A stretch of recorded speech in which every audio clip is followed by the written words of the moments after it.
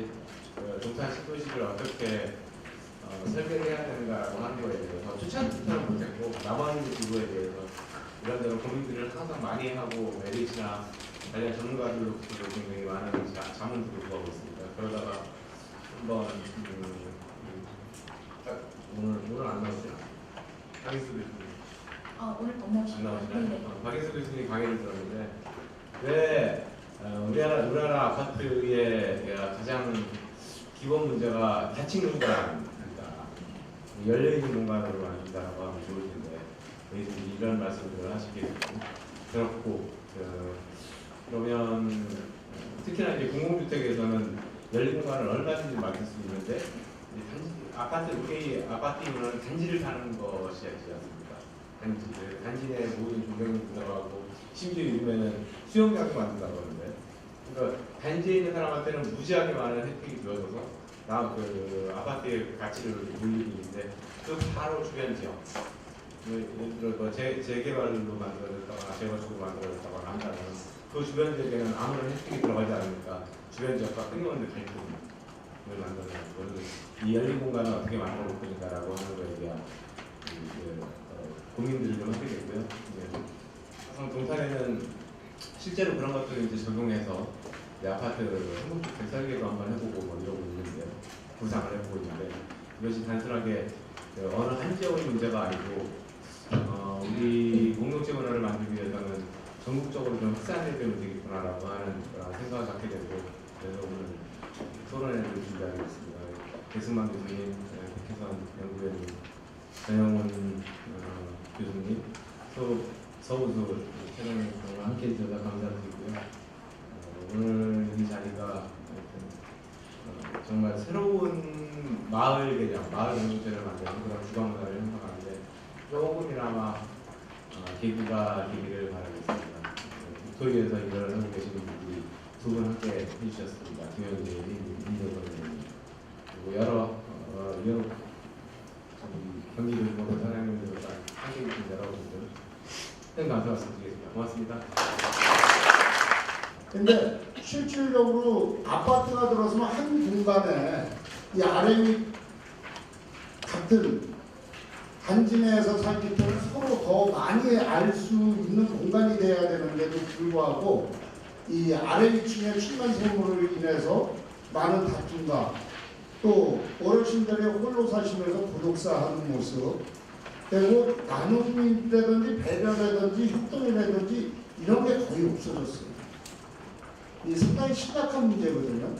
그래서 오늘날 이 아파트라는 이 단지가 이 부의 개념 또는 이 계층 간의 갈등 또 이게 거주 목적이어야 되는데 사실은 투기 목적이 되다 보니까 이게 조금 아파트라는 개념 자체가 어떻게 보면은 문제가 되는 이런 식으로 이 주택 문제가 좀 불거지지 않았나 생각됩니다. 그래서 지금 저희가 투기와 갈등이라든지 탐욕의 공간을 얼룩져가고 있기 때문에 오늘 토론회에서 이 기존 아파트 단지 정책에 대한 우리가 반성과 이 심각한 고민을 좀 해가지고 새로운 패러다임을 좀 만들어야 되지 않을까 생각됩니다. 이런 방법 또 화합과 배려하는 그런 마음들을 가질 수 있는 방법은 무엇이지 이런 것이 필요할 때가 아닐까 생각됩니다. 여러분 단지라는 개념이 어디로 한 울타리가 될 수 있는데도 불구하고 이게 실질적으로 서로 상생할 수 없는 구조적인 문제라는 것은 다시 한번 고민해야 되지 않을까 생각됩니다. 오늘 좋은 정책 제안이나 이런 걸 해주시게 되면 우리 이현우 의원님과 김영준 의원하고 함께 저희가 그것을 법안으로 재개정한다든지 해가지고 이 함께 좀 대한민국이 좀 상생 발전할 수 있는 방법을 좀 모색해야 되지 않을까 생각되고요. 잘 아시다시피 도시화가 돼가면서 어느 지역은 지금 실질적으로 공동화 현상으로 해서 무너져가고 있는 게 현실입니다. 과연 앞으로도 계속해서 이렇게 아파트 단지가 계속 들어서야 될지 그런 거는 조금 더 고민해 봐야 되지 않을까 생각합니다. 오늘 토론에 함께 해주신 우리 토론자 여러분들께서 좋은 해안을 주시면 그렇게 고민하고 노력해 가겠다는 말씀을 드리겠습니다. 오늘 모든 분들 감사합니다. 고맙습니다. 지금 늦으시는 것 같습니다. 직전에 국토교통위원회에 계셔서 도시, 주택, 교통, 개발 문제에 관해서 정책적인 제안과 입법을 많이 해주셔서 저희들이 잘 배우고 있고, 오늘 이 토론에도 공동주택 관련한 부분들에 대한 문화를 어떻게 만들어 나갈 것인가에 대한 사안들이고, 특히 경기 권역에 있는 우리 이원 의원님과 저와 같은 수도권의 경기 권역인데 작은 아파트 단지로부터 대규모 신도시까지 여러 가지 상황들이 다른 곳에서 어떻게 이게 좀 새로운 문화를 만들어갈 것인가에 대한 많은 의견들을 주시고, 또 사실 도시재생 사업이 진행이 되면서 오래된 아파트, 오래된 주택단지 내에서도 사실은 같이 그런 문화들을 어떻게 만들 것인가 같이 하셨던 전문가분들께서 의견을 주시면 고맙겠습니다. 바쁜 시간에 와주신 우리 LH, 서울도시공사, 경기도시공사 교수님들 각 발제해 주신 토론해 주신 모든 분들께 감사드리고, 주신 의견들 잘 모아서 이 국회에서 입법 정책적으로 더 열심히 해나가도록 하겠습니다. 고맙습니다. 오늘 주제가 굉장히 뜻깊다고 생각이 됩니다. 이 단지에서 마을로 공공이 선도하는 공공재 아파트 방안, 저희가 항상 꿈꾸는 것입니다. 사실 대한민국에 정말 마을이 사라진 지 얼마인지 모르겠습니다. 마을이 다 붕괴한 게 어떻게 보면 우리가 20세기 후반에 가장 큰 손실이 아닐까 이런 생각을 해봅니다. 마을이 없으면 사실 민주주의도 안 되고 지방자치도 어렵습니다. 마을이 있어야 우리는 거기에 터받고 살면서 또 우리 동네 기반으로 해서 우리 지역 또 나라 이렇게 애국심도 커지고 애정을 키워가는 것이기 때문에 우리가 사람들에게 꼭 마을을 돌려줘야 되겠다 이런 생각을 합니다. 마을을 돌려준다고 할 때 가장 중요한 것은 주거 안정이 되겠습니다. 정주 환경을 보존해줘야 된다. 우리는 이 아파트나 이런 주거가 자신의 어떤 거주 목적보다는 어떤 투자 자산으로 있을 때도 너무 많이 뛰다 보니까 전 세계적으로 가장 많이 이사를 가는 그런 나라가 됐습니다. 그래서 한 곳에서 10년, 20년, 한 평생 동안 정주하면서 살 수 있는 이런 환경을 만들어주고요. 그냥 주거만 해결하는 것이 아니고 주거와 일자리가 어우러지고 자족시설까지 같이 어우러져서 마을로서의 기능을 충분히 할 수 있는 그런 환경을 조성할 때 우리가 진정한 마을이 새로 탄생을 하고 또 마을을 기반으로 해서 민주주의도 뽑히고 지방자치도 활짝 뽑힐 수 있다 이렇게 생각하고 저희 경기도청도 열심히 노력했습니다. 다시 한번 우리 두 분 의원님과 함께 해주신 내일 주민 여러분 감사드립니다.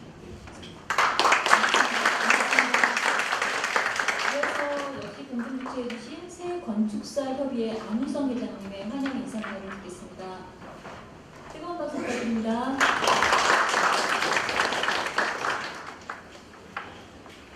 네, 안녕하세요. 새건축사협회 회장 안우성입니다. 오늘 이 토론회를 마련해 주신 이원욱, 윤종성, 김영진 의원께 감사드립니다. 저희 새건축사협회는 작년에 강석 교수님이 건축이 바꾼다라는 주제로 국제 토론회를 개최를 했었고, 여러 가지 공공건축에 대한 개선점을 마련하기 위해서 많이 노력 중입니다. 건축사의 위상 정립이나 건축사 시험 제도나 또는 이제 이런 공공건축에 대한 개선점들을 마련하기 위해서 많은 노력을 기울이고 있습니다.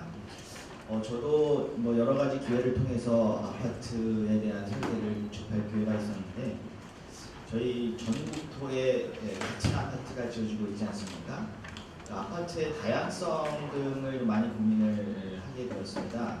아파트가 좀 다양해지려면 사실은 법이나 도시계획적으로 좀 많이 다양성을 가져야 되는데, 전국의 모든 아파트 단지는 전부 건폐율 30%, 용적률 250% 또는 뭐 200% 이렇게 정해져 있습니다.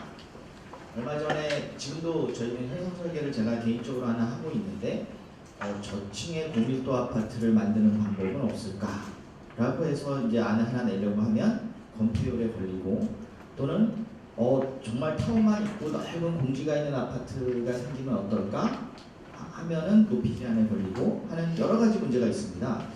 저는 이런 그 다양성을 위해서는 근본적으로 도시계획 또 이렇게 생활 SOC나 또는 공동체 주택을 많이 마련하는 여러 가지, 그러니까 정말 한 10가지, 20가지 이상의 다양한 종류가 나오는 어떤 연구가 좀 선행돼야 되지 않을까 하는 생각을 좀 하고 있습니다.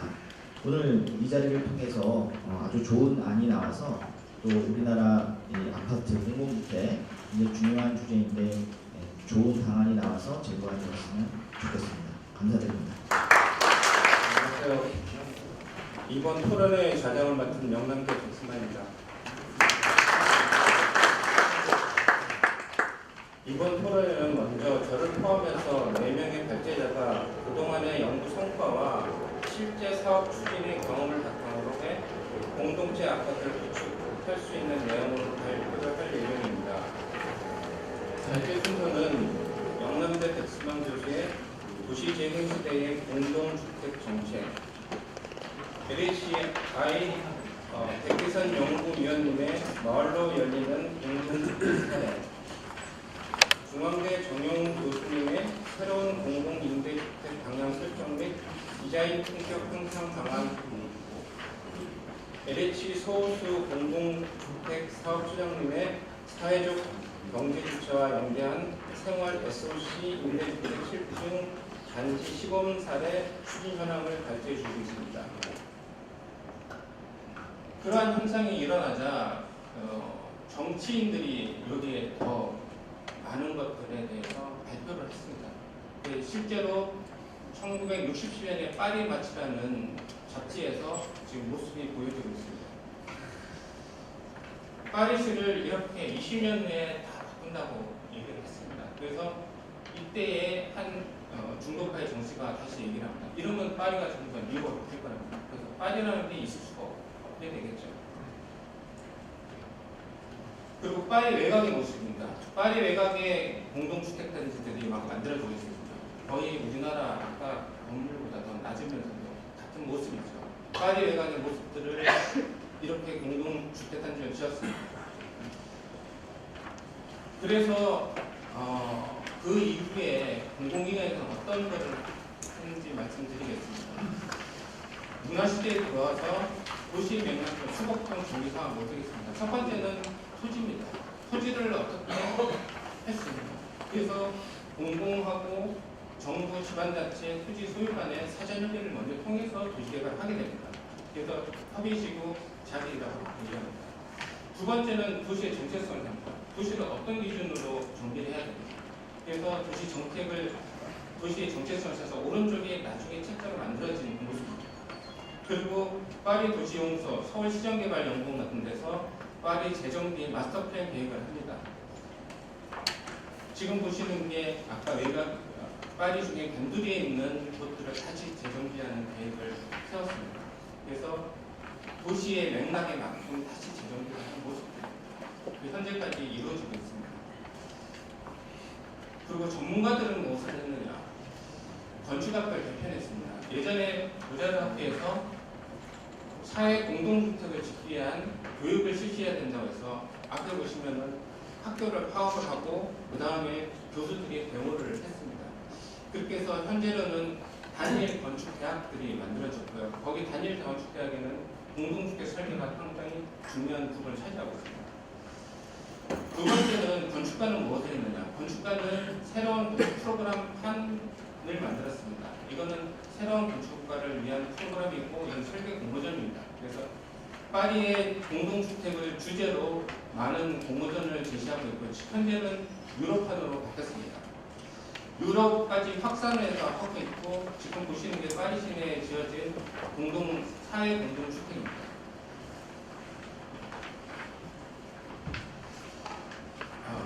벽시 지역의 사례를 얘기해 주겠습니다. 아까 70년대에 서울시정개발연구원 같은 앞뷰에서 단지 개발한 사례 중에 하나입니다. 앞에 보시면은 우선 MA 총괄건축가를 공모전을 통해서 총괄건축가는 다양한 건축가들한테 다시 상세한 가이드라인을 줘서 건물을 짓습니다. 저기 앞에 보시면은 이 블록핑의 건물, 한 블록핑의 건물에 3명의 건축가가 할 수 있도록 조력을 했습니다. 그리고 또 하나는 지금 블록핑의 건물에서 3가지의 주거 타입을 했습니다. 사회적 통합입니다. 결국은 공공주택과 민간 자본을 섞어서 만들었습니다. 영세민은 구조주택, 서민을 위한 중간 중개인인데, 그리고 민간 자본을 섞어가지고 앞에 보시면은 여기 오른쪽에 보시면은 건물들을 각동들을 믹스해가지고 설계했습니다. 그 중에서 영세민주택입니다. 영세민주택의 홀이고 저기는 한 주거 유형입니다. 두플렉스 되어 있습니다. 우리나라 고급주택보다 더 훌륭하죠. 또 하나 마테나 단지에 대해서 말씀드리겠습니다. 마테나 단지는 공정위에 있는 곳을 대학촌으로 한 사례입니다. 그래서 대학교 공공주택, 대학생들의 공공주택과 그렇게 하고 일부 대학 건물들을 같이 지었습니다. 그래서 이것도 마스터 플랜 공모전에서 호전박이라는 건축가가 마스터 플래너가 돼서 새로운 제안을 했습니다. 자, 보시면은 왼쪽에 위에 보시면은 중정형을 유지한 채 파편형으로 했습니다. 그래서 파편형의 건물들을 다 다른 건축가로 해서 건물을 지었습니다. 그래서 오른쪽 밑에 보시면은 한 블럭 안에 4명의 건축가가 지어진 건물이 보입니다. 실제적으로 이런 모습이 됐습니다. 그래서 다양한 건축을 할 수 있었습니다. 그리고 이런 다양한 건축을 할 수 있게 됐습니다. 그래서 결론적으로 보시면 현재 거의 완성되고 있는데 이 단지 안에 많은 다양한 건축들이 지금 지어졌습니다. 그러면 시민의 역할은 뭔가? 제가 서울 시정개발연구원에 있었습니다. 2007년대 우연하게도 슬로바니아 출신의 블라크 교수님과 같이 있었습니다.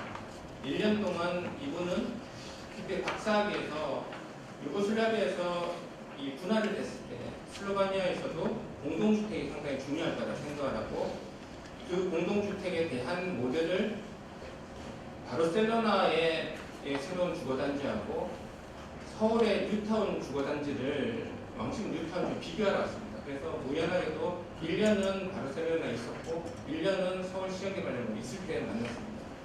그런데 이 교수님의 놀라운 발견이 있었습니다. 대부분 연구의 대상은 주민 대상으로 어떻게 새로운 주거단지를 인식하는 거에 대한 논문이었습니다. 바르셀로나의 경우는 새로운 이런 주거단지에 대해서 긍정과 부정이 같이 공존합니다.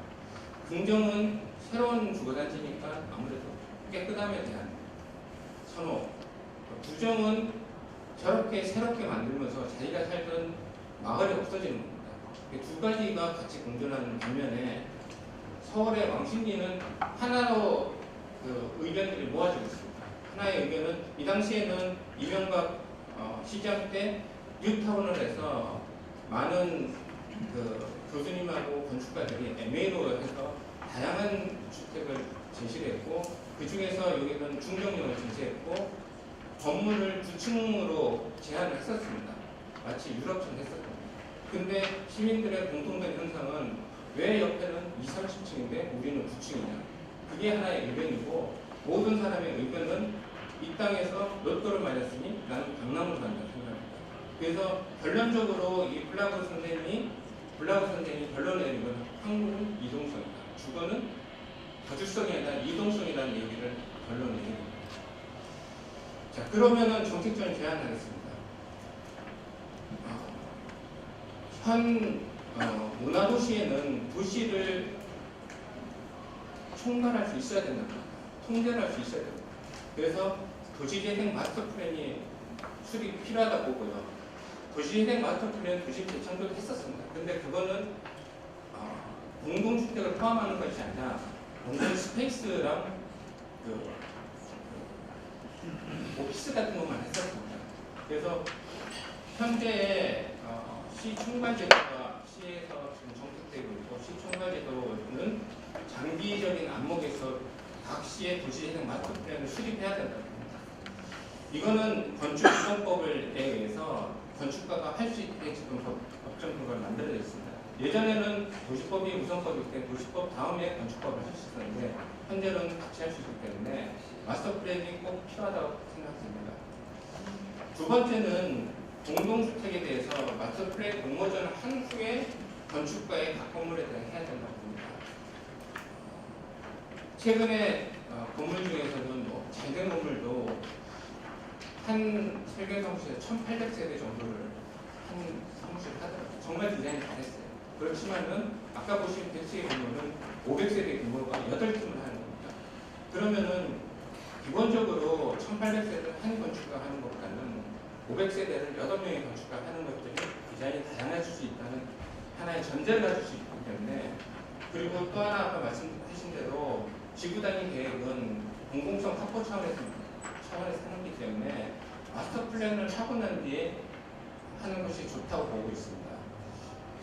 그리고 마지막으로는 주민의식입니다. 주민의식이 이게 재산의 가치로만 생각을 하신다면 이거는 어떤 제안도 어떠한 좋은 디자인도 사실은 성공되기 힘들다고 봅니다. 그런데 많은 지금 선진 도시들은, 문화시대에 들어온 사람 도시들은 다 이런 협의지구 같은 거 합니다. 민간하고 공공하고 같이. 그래서 이 주택 문제를 어떻게 해야 돼요? 왜냐하면은 도시공간이라는 거는 어떻게 보면 사회 공적인 자본이 투자되기 때문에 공공성이 발휘해야 됩니다. 예, 감사합니다. 네, 안녕하세요. 저는 방금 소개받은 LH공사 연구소의 백혜선 연구원입니다. 오늘 그 주제가 제가 이런 좀 어려운 주제인데 단지에서 나오는 공공이 선도하는 공동체 아파트 구축 방안이라는 주제를 갖고 어떤 식으로 말씀드리면 좋을까 생각을 하다가 오늘 여러분 발제자분들이 좀 심각한 얘기를 하실 것 같아서 저는 가볍게 사례로 소개를 드리면서 우리나라하고 외국의 사례가 어떤 부분에서 시사점을 줄 수 있는지 좀 비교해 보시면서 좀 생각하는 시간을 드렸으면 해서 가볍게 말씀드리겠습니다. 맨 처음에는 제가 이 보여드리는 사례는 일단 세 번째 사례에 나올 단지 사례여서 이렇게 넘어가고요. 먼저 이런 주제로 좀 생각을 하시면서 제 슬라이드를 보셨으면 좋겠고, 오늘 나머지 세미나에서도 이런 거를 생각을 하시면서 들었으면 좋겠어요. 왜 우리 아파트 단지는 늘 폐쇄적이고 획일적으로 비판을 받는가?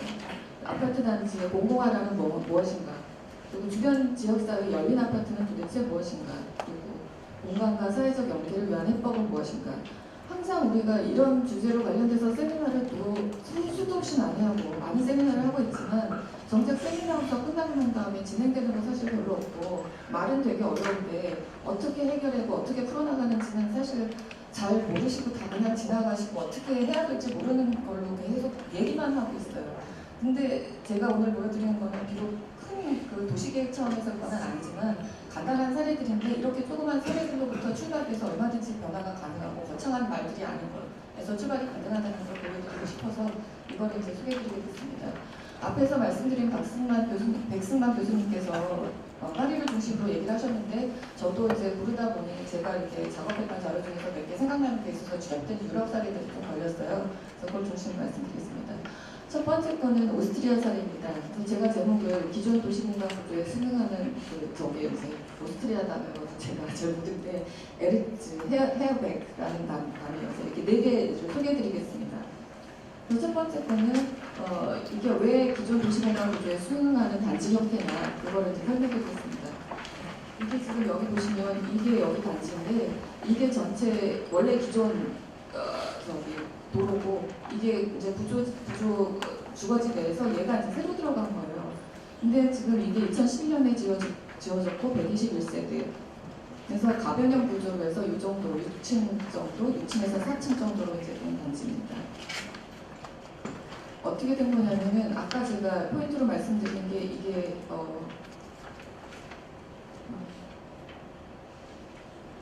이게 원래 잘 안 되네.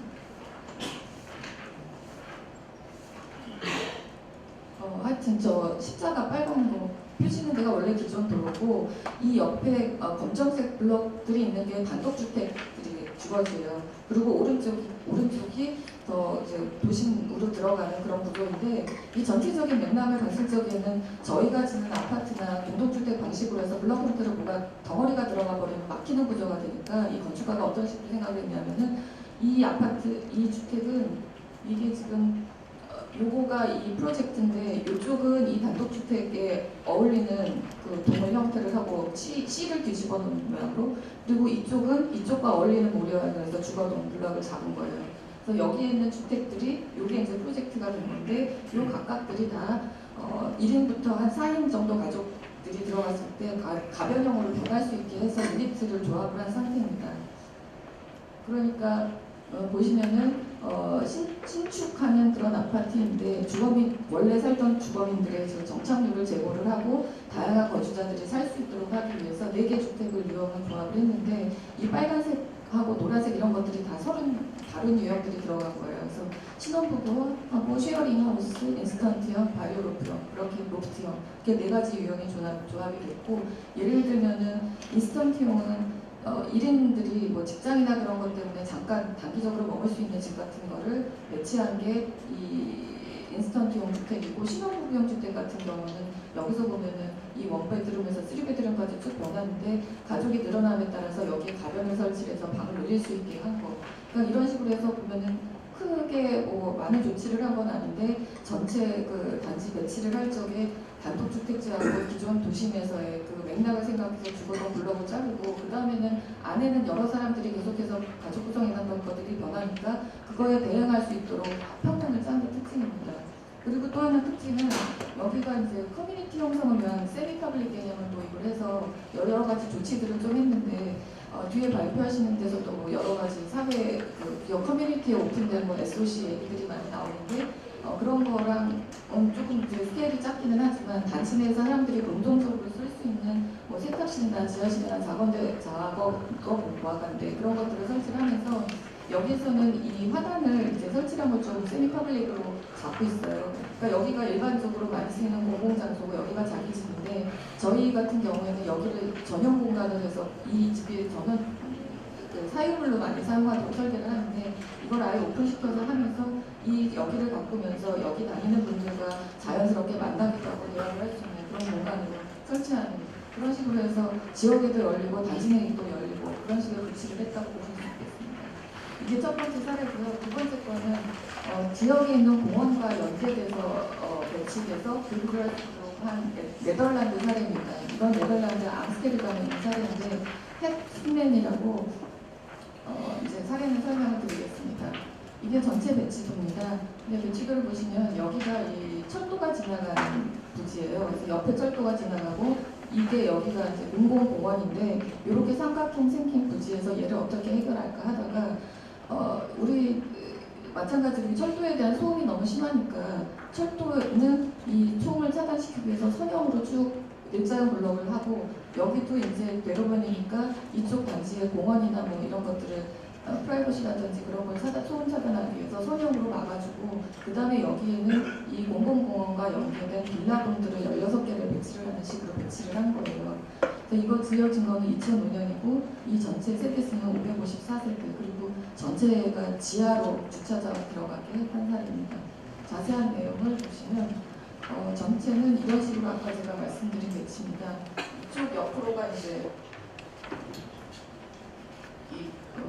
제일 가운데 동 여기가 철도가 지나가는 곳이고 이 가운데가 녹색 정원이 들어가 있는 곳이 공원입니다.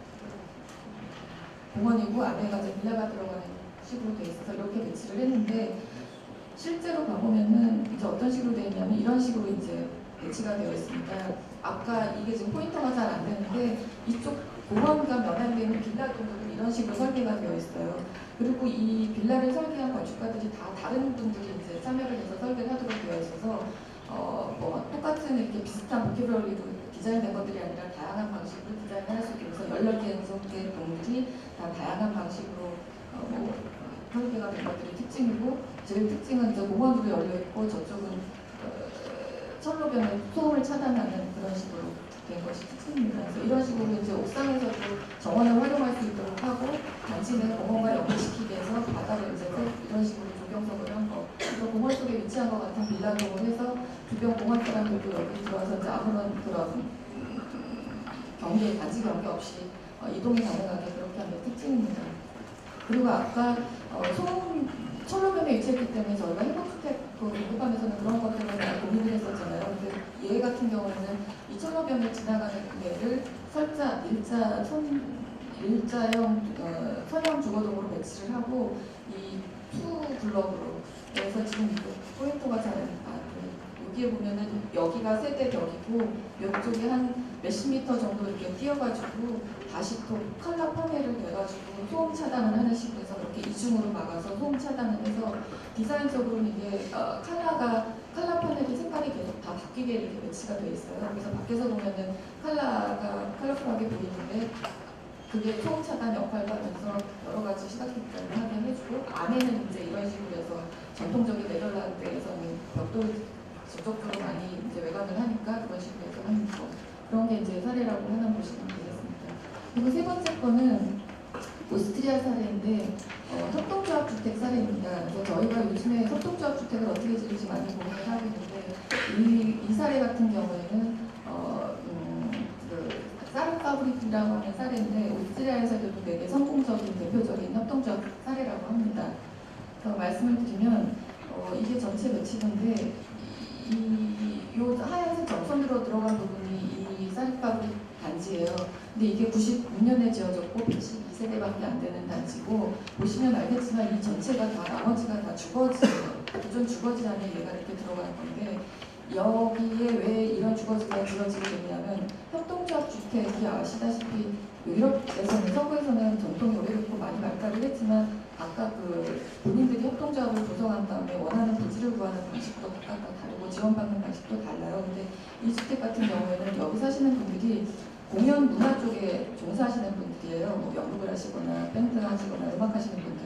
그래서 본인들이 우리나라도 마찬가지긴 하지만 공연 문화 그런데 종사하시는 분들이 생활이 이제 밤에는 주로 애들을 그런 공연들을 많이 하고 낮에는 애들을 하고 뭐 그런 거가 이제 연습하다 보면은 시간이 잘 안 맞으니까 이분들이 본인들이 가정하고 육아를 병행하면서 일하고도 가까이 할 수 있는 뭔가를 원하가 찾다 보니까 그런 분들이 모여서 협동조합을 만들었고 근데 돈은 별로 없어서 부지 중에서 찾다가 여기가 관을 만드는 공장이 있던 곳이에요. 그래서 기존의 사람들이 이제 우리나라도 마찬가지겠지만 약간 그런 이미지상 땅값이 안 비싸서 그리고 주거지 안에 폭파해서 좋지가 않아서 여기가 땅값이 쌌다고 합니다. 그래서 부지를 여기 그 사람들이 구입하려면은 이 맨 처음에 모였던 세대가 계속해서 수십 차례 회의를 해서 본인들이 어떤 시설을 원하고 어떤 식의 집을 원하는지를 모여서 한 다음에 이 집을 졌다고 해요.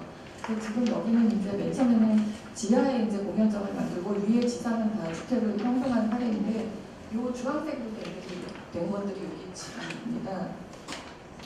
이게 지금 부지가 워낙 협소해서 여기가 이제 대로변인데 이 대로변에 면한되는 여기가 2면밖에 여기만 2면에 접하게 되고 바로 이렇게 들어와서는 지하 공연장으로 들어가게 돼 있어요. 그래서 지하 공연장으로서 지하에 공연장이 있고 상층부에 이런 식의 집들이 쭉 해져 있고 여기에 이제 뭐 연못이나 공동복지 같은 거를 만들어주고 그 다음에 여기 워낙 부지가 좁으니까 본인들이 필요한 걸 다 넣으려고 하다 보니까 뭐 수영장이나 사우나실 뭐 그런 거를 지하에다 이렇게 집어넣어서 설치를 한 사례예요. 근데 여기가 좀 관심 있게 볼 필요가 있는 것들은 맨 처음에는 여기가 부지가 땅값이 싸고 이분들이 자기가 집에서 일을 또 하면서 집주 근처 폐결하고 뭐 그런 식으로 졌는데 하다 보니까 이 주변 분들이 집 바로 옆에 공연장이 생긴 거잖아요. 근데 이제 퀄리티가 높은 공연들을 계속해서 해주니까 여기가 그 주변에서 되게 명소가 이름 있는 게 공연장이 돼버린 거예요. 그래서 이게 20년이 유지가 되면서 여기가 맨 처음에는 주민들이 본인들이 사용하려고 수영장이나 사우나나 그런 거를 소규모로 만들고 카페 같은 걸 운영을 했었는데 그게 자체적으로 이제 사업성이 생기는 수익 구조가 발생하게 되면서 그거를 이제 점점 외부에다가 일타 공연에서 운영하는 식으로 운영하고 있다고 합니다. 그리고 또 하나 특징은 여기가 이제 본인들이 협동조합 주택이긴 한데 외국 사람들이 방문했을 때 좀 사회적으로 자연적인 안전 방식 같은 거가 필요해서 발코니를 기존에 하던 방식으로 안 하고 측면을 유리로 마감을 하고 각도를 이렇게 옆으로 뉘었어요. 그러니까 이게 원래 발코니보다는 조금 넓어지니까 공간 활용도가 이제 넓어지면서 외부에 오픈이 돼버리니까 프라이버시는 약간 소외될 수 있지만 그건 그렇게 생각하지 않고 오히려 주변 외부인들이 들어왔을 때 본인들한테 더 사회적으로 자연적인 안전망이 형성된다 그런 식으로 한게 설계 사례입니다. 그래서 이거는 아까 제가 말씀드린 사례이고요. 그 다음에 네 번째 거가 암스테르담에 지어진 네덜란드 암스테르담의 사례인데 여기는 1층 공간을 지역과 공유하는 사례입니다. 15화 테라인이라고 부르시면 되는데 사실 1층에 이제 여기가 상가가 여기가 그냥 공동 도로이고 여기가 1층 상가 그리고 위에가 주거가 배치된 사례입니다. 그래서 어떻게 생겼냐면 이렇게 생겨서 이 옆에 이 주변에 있는 뒤에는 단독주택 지역 여기가 공동주택지 사이를 관통하게 아무나 다닐 수 있게 이제 오픈을 해놓고 요 전체가 이제 이 주거지 블럭입니다. 그 공동주택 사례입니다. 그러니까 여기를 지을 때 여기를 막지 않고 여기 있는 사람들이 여기를 다니면서 1층에 있는 상가랑 시설을 이용할 수 있게 그런 식으로 해서 진 사례입니다. 그래서 보시면 이렇게 완전히 오픈이 되어 있고요. 그래서 이거는 현상 설계를 한 건데 키워드 자체가 이렇게 도시개발, 자연경관 보전, 지역으로의 개방성을 전제를 했을 때 해법을 내놔봐라 했더니 이런 식으로 돼서 이제 완성이 됐다고 합니다. 그래서 여기 들어간 시설은 이렇게 뭐 1층에 슈퍼마켓이나 서비스 시설이나 오피스들이 들어가 있고 이 위층에 이제 집들이 들어가서 주거시설은 900호 정도 들어가서 이제 고밀로 들어갔지만 그래도 지역에 개방되고 경관을 형성하는 그런 사례라고 보실 수 있겠습니다. 그래서 이거는 뒤쪽에 이제 1층은 그렇게 개방됐지만 뒤쪽에 주거 파트는 주민들을 위해서만 쓸 수 있게 이런 식으로 이제 층고를 좀 다양하게 해서 조용하고 프라이버시가 확보된 공간을 제공해주는 식으로 해서 재택근무나 스튜디오, 여가, 상업시설들을 홍합해서 현대인들이 집에서 유도하면서 또 본인들이 삶을 살 수 있는 그런 식으로 개방한 사례라고 볼 수 있겠습니다. 그래서 지금까지 제가 4개 정도 사례를 간단히 말씀드렸는데 보시면서 뒤에 있는 얘기들하고 이어질 얘기들 같아요. 근데 이제 어떤 부키로리를 사용해서 어떻게 되셨는지 앞으로 설명드리면서 생각하시면 되겠습니다. 네, 이상입니다.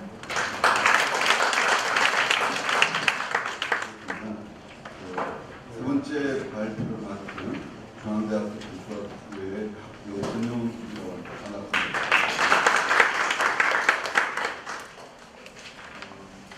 제가 발표하는 내용은 좀 약간 규모가 큰 연구원에서 발표했으니까 조금만 배경을 설명드리자면 작년 초에 국가교통정책위원회 그리고 LH 이렇게 해서 우리나라의 공공임대주택은 저희들이 좀 훨씬 일단 일반 주택보다도 좀 물리적으로나 기상적인 열악하다 그런 어떤 부분에서 우리 공약사항이셨던 복지적 관점에서 공공 임대주택을 좀 획기적으로 업그레이드를 하는 방안을 생각하자 이런 어떤 정부적 차원에서의 배경이 있었어요. 그래서 제가 다뤄보니까 그때 제가 이제 영국 처음 맡았는데 사실 굉장히 많은 영역들이 걸립니다. 법적인 것도 걸리고 아까 말씀하신 대로 유자들의 의식도 걸리고 또 물리적인 디자인의 문제도 걸리고 이게 복합적인 문제입니다. 근데 어쨌든 오늘은 단지에서 마을로라는 주제로 돼서 제가 이런 연구 흐름은 있지만 그중 아주 일부만 짧게 한 10분 정도 발제해서 설명을 드리겠습니다. 그래서 저는 이 단지의 단자가 끊어낼 단자 아니겠습니까? 끊었다, 끊어냈다. 그래서 우리 분단할 때 그 단자입니다. 그래서 개인적으로 그냥 톡으로 우리가 통일이 빠를까 단지가 열린 마을이 되는 게 빠를까 하는 생각을 할 정도로 사실 어려운 과정입니다. 굉장히 어려운 이 주제입니다. 크게 이제 제가 흔한 문제점과 그다음 앞으로 봐야 될 패러다임 변화의 시사점 그리고 큰 전략 비전 그리고 구체적인 방안 이런 순으로 이제 다루는데요. 사실 몇 가지 이제 신문에 있는 얘기들 많이 보시면 아시겠습니다. 현재 저희 나라가 OECD 중에 평균이 되는 1.2%가 안 되는 한 0.6% 정도의 공공임대주택입니다. 그 0.6%가 약 100만 원이기 때문에 1.2를 이제 하기 위해서 아까 100만 원 정도의 임대주택을 더 짧은 시간에 구입해야 된다. 그래서 이 공공임대주택 문제는 사실 또 분양주택하고 좀 많이 다릅니다. 그래서 관점을 좀 임대주택에서 제가 설명드린다는 것을 먼저 이해를 해주시고요. 몇 가지 간단한 오늘과 관련된 얘기를 보면 사실 다들 느끼실 겁니다. 1, 2인 가구가 증가하고 고령화가 되고 있고 그러다 보니 이게 기존의 어떤 임대주택의 평균 유형 등 이런 걸로는 맞지가 않겠죠. 그리고 의외로 공공이 주도하는 어떤 물량이 굉장히 증가하고 있고 가령 LH만 하더라도 안에 여러 가지 유형의 지금 현재 어떤 임대주택 유형들을 개발하고 세분화하고 있는 흐름의 추세가 있습니다. 그리고 또 하나 중요하게 봐야 될 게 사실 한국토지공사에서 새로 공급하는 토지는 2011년 기준으로 거의 급감했다고 보시면 됩니다. 그리고 재개발 사업도 이제는 즉 기존의 단독주택지를 꾸는거나 이런 위의 사업은 거의 같은 시기를 기점으로 없다. 이 말이 뭘 말하냐면 사실 있는 아파트 단지들을 새로 잘 고쳐 잘 리노베이션 그다음에 아까 마스터 플랜 새로 수립하고 고쳐가야서 살아야 되는 시대가 왜 유럽처럼 왔다 이런 걸 의미합니다. 그리고 제 다음에 또 처장님께서 발표하시겠지만 현재 SOC 투자로 생활형 SOC 즉 지역에 아주 밀착한 작은 공공도서관이나 그런 복지시설들을 이런 주거용 임대주택과 결합하는 어떤 정책들이 지금 급히 추진되고 있는 상황입니다. 또 한편으로 사실 공공임대주택을 보면 커뮤니티 시설을 공급하는데 마을이 열리려면 사람들이 만나야 되는데 이따 제가 몇 가지 자세한 통계를 좀 더 보여드리겠지만 70% 이상의 임대주택 거주자가 공급한 시설 이용을 전혀 안 하고 있는 상황입니다. 어쨌든 이런 증거 또 우리가 아시다시피 좀 님비 현상과 공공임대주택에 대한 그런 시선이 있다.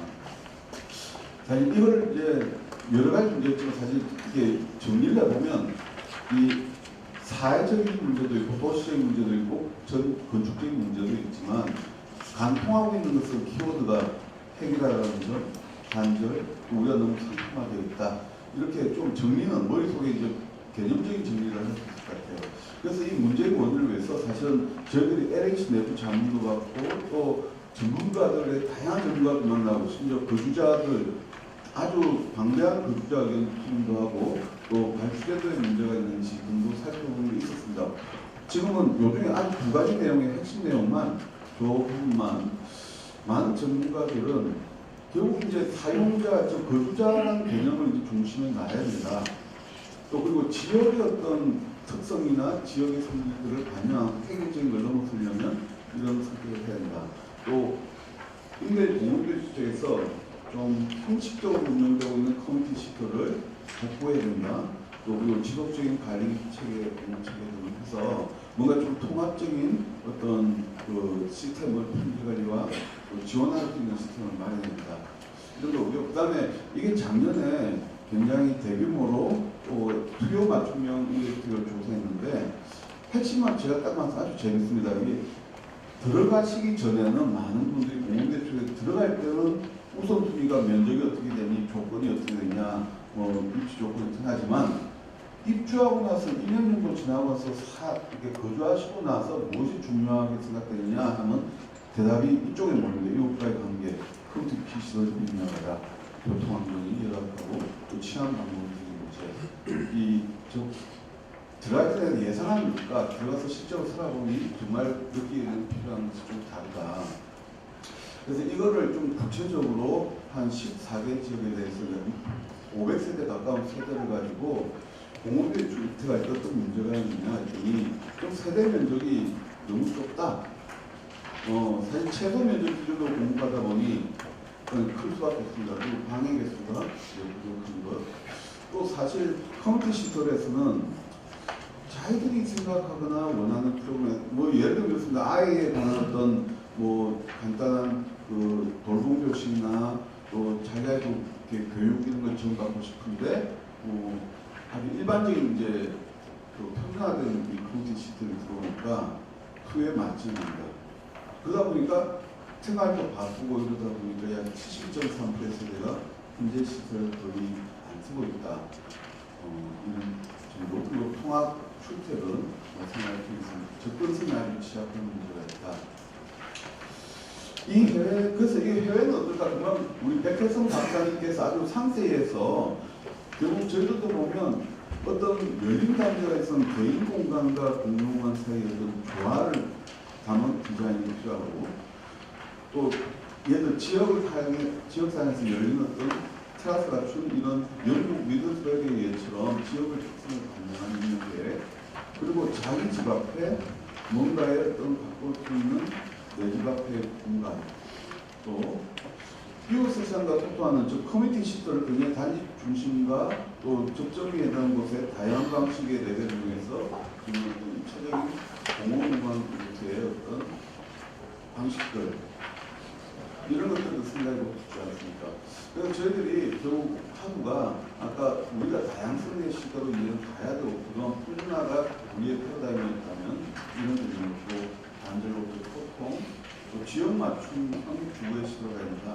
이게 어느 전문가든 내부 집단이든 거주자든 다 요구하는 그리고 구체적으로 보자면 전략으로 생애 주기별 맞춤 디자인이 필요하고 또 거주자가 원하는 어떤 주거 서비스가 제공돼야 되고 또 지역사회와 소통하는 서비스를 해야 된다. 그래서 이걸 가지고 크게 보면 저희들이 다뤄본 세 가지가 있어요. 하나는 디자인, 하나는 주거 서비스의 문제, 하나는 제도 개선의 문제입니다. 이제 디자인은 금방 해외 사례 등을 봤듯이 백혜성 박사의 발표가 좀 연결되고 주거 서비스는 이따가 우리 소시장이 발표할 내용이 저의 내용으로 지금 상세하게 발표되니까 이것도 헤드라인만 제가 말씀을 드리겠습니다.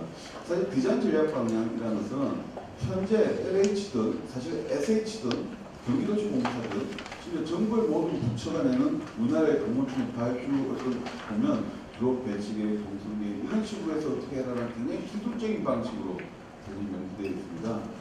근데 이거를 좀 그 안에 있는 사람들의 관점으로 공간을 쪼개서 새로운 디자인 가이드라인을 만들 때가 왔다. 왜? 뭐 서구는 다 이런 방식으로 디자인에 관한 가이드를 제시를 이제 하고 있습니다. 그래서 이런 패러다임을 좀 시프팅을 하자.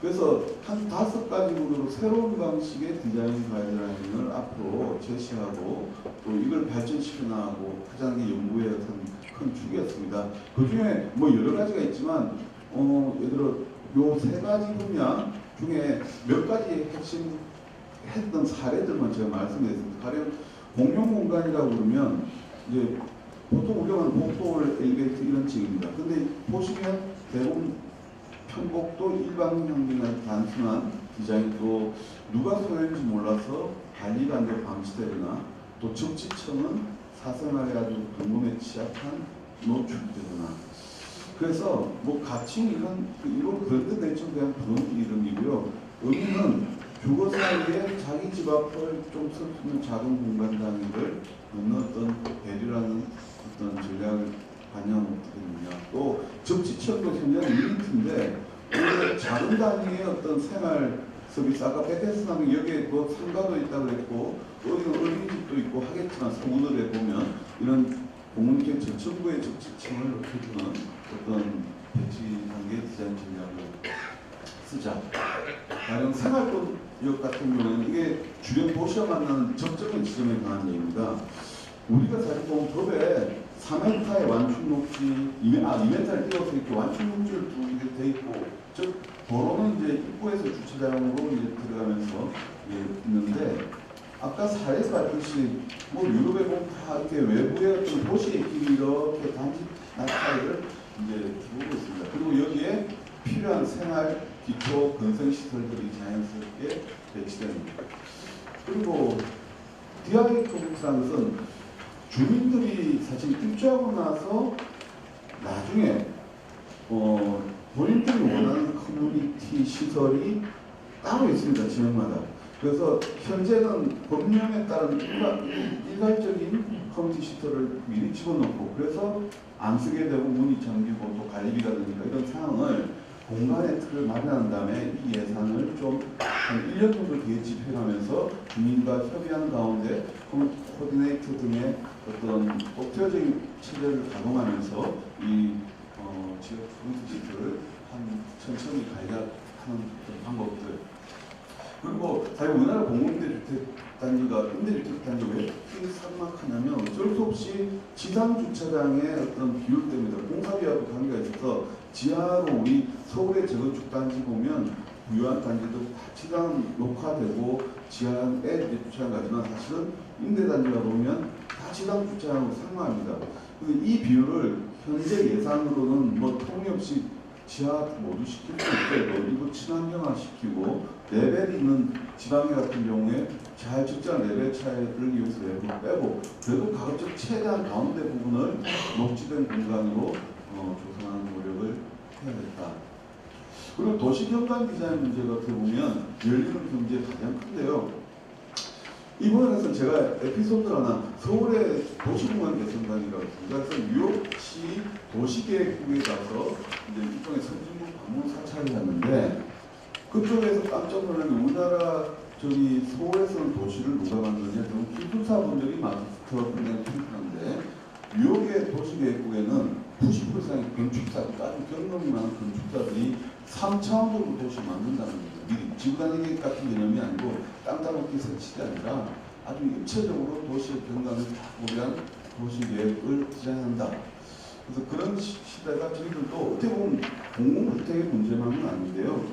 이게 전제가 되어야 사실 열린 단지가 되고 또 마을화된 단지가 되다 보니까 그리고 지역의 아이템이 그리고 때로는 일부 한두 동 정도는 포인트 변화를 줘서 랜드마크적인 어떤 디자인을 또 이런 부분은 특별건축교육 제도를 활용해서 좀 이렇게 반영할 수 있지 않을까 머리를 맞대면 생각이 들고요.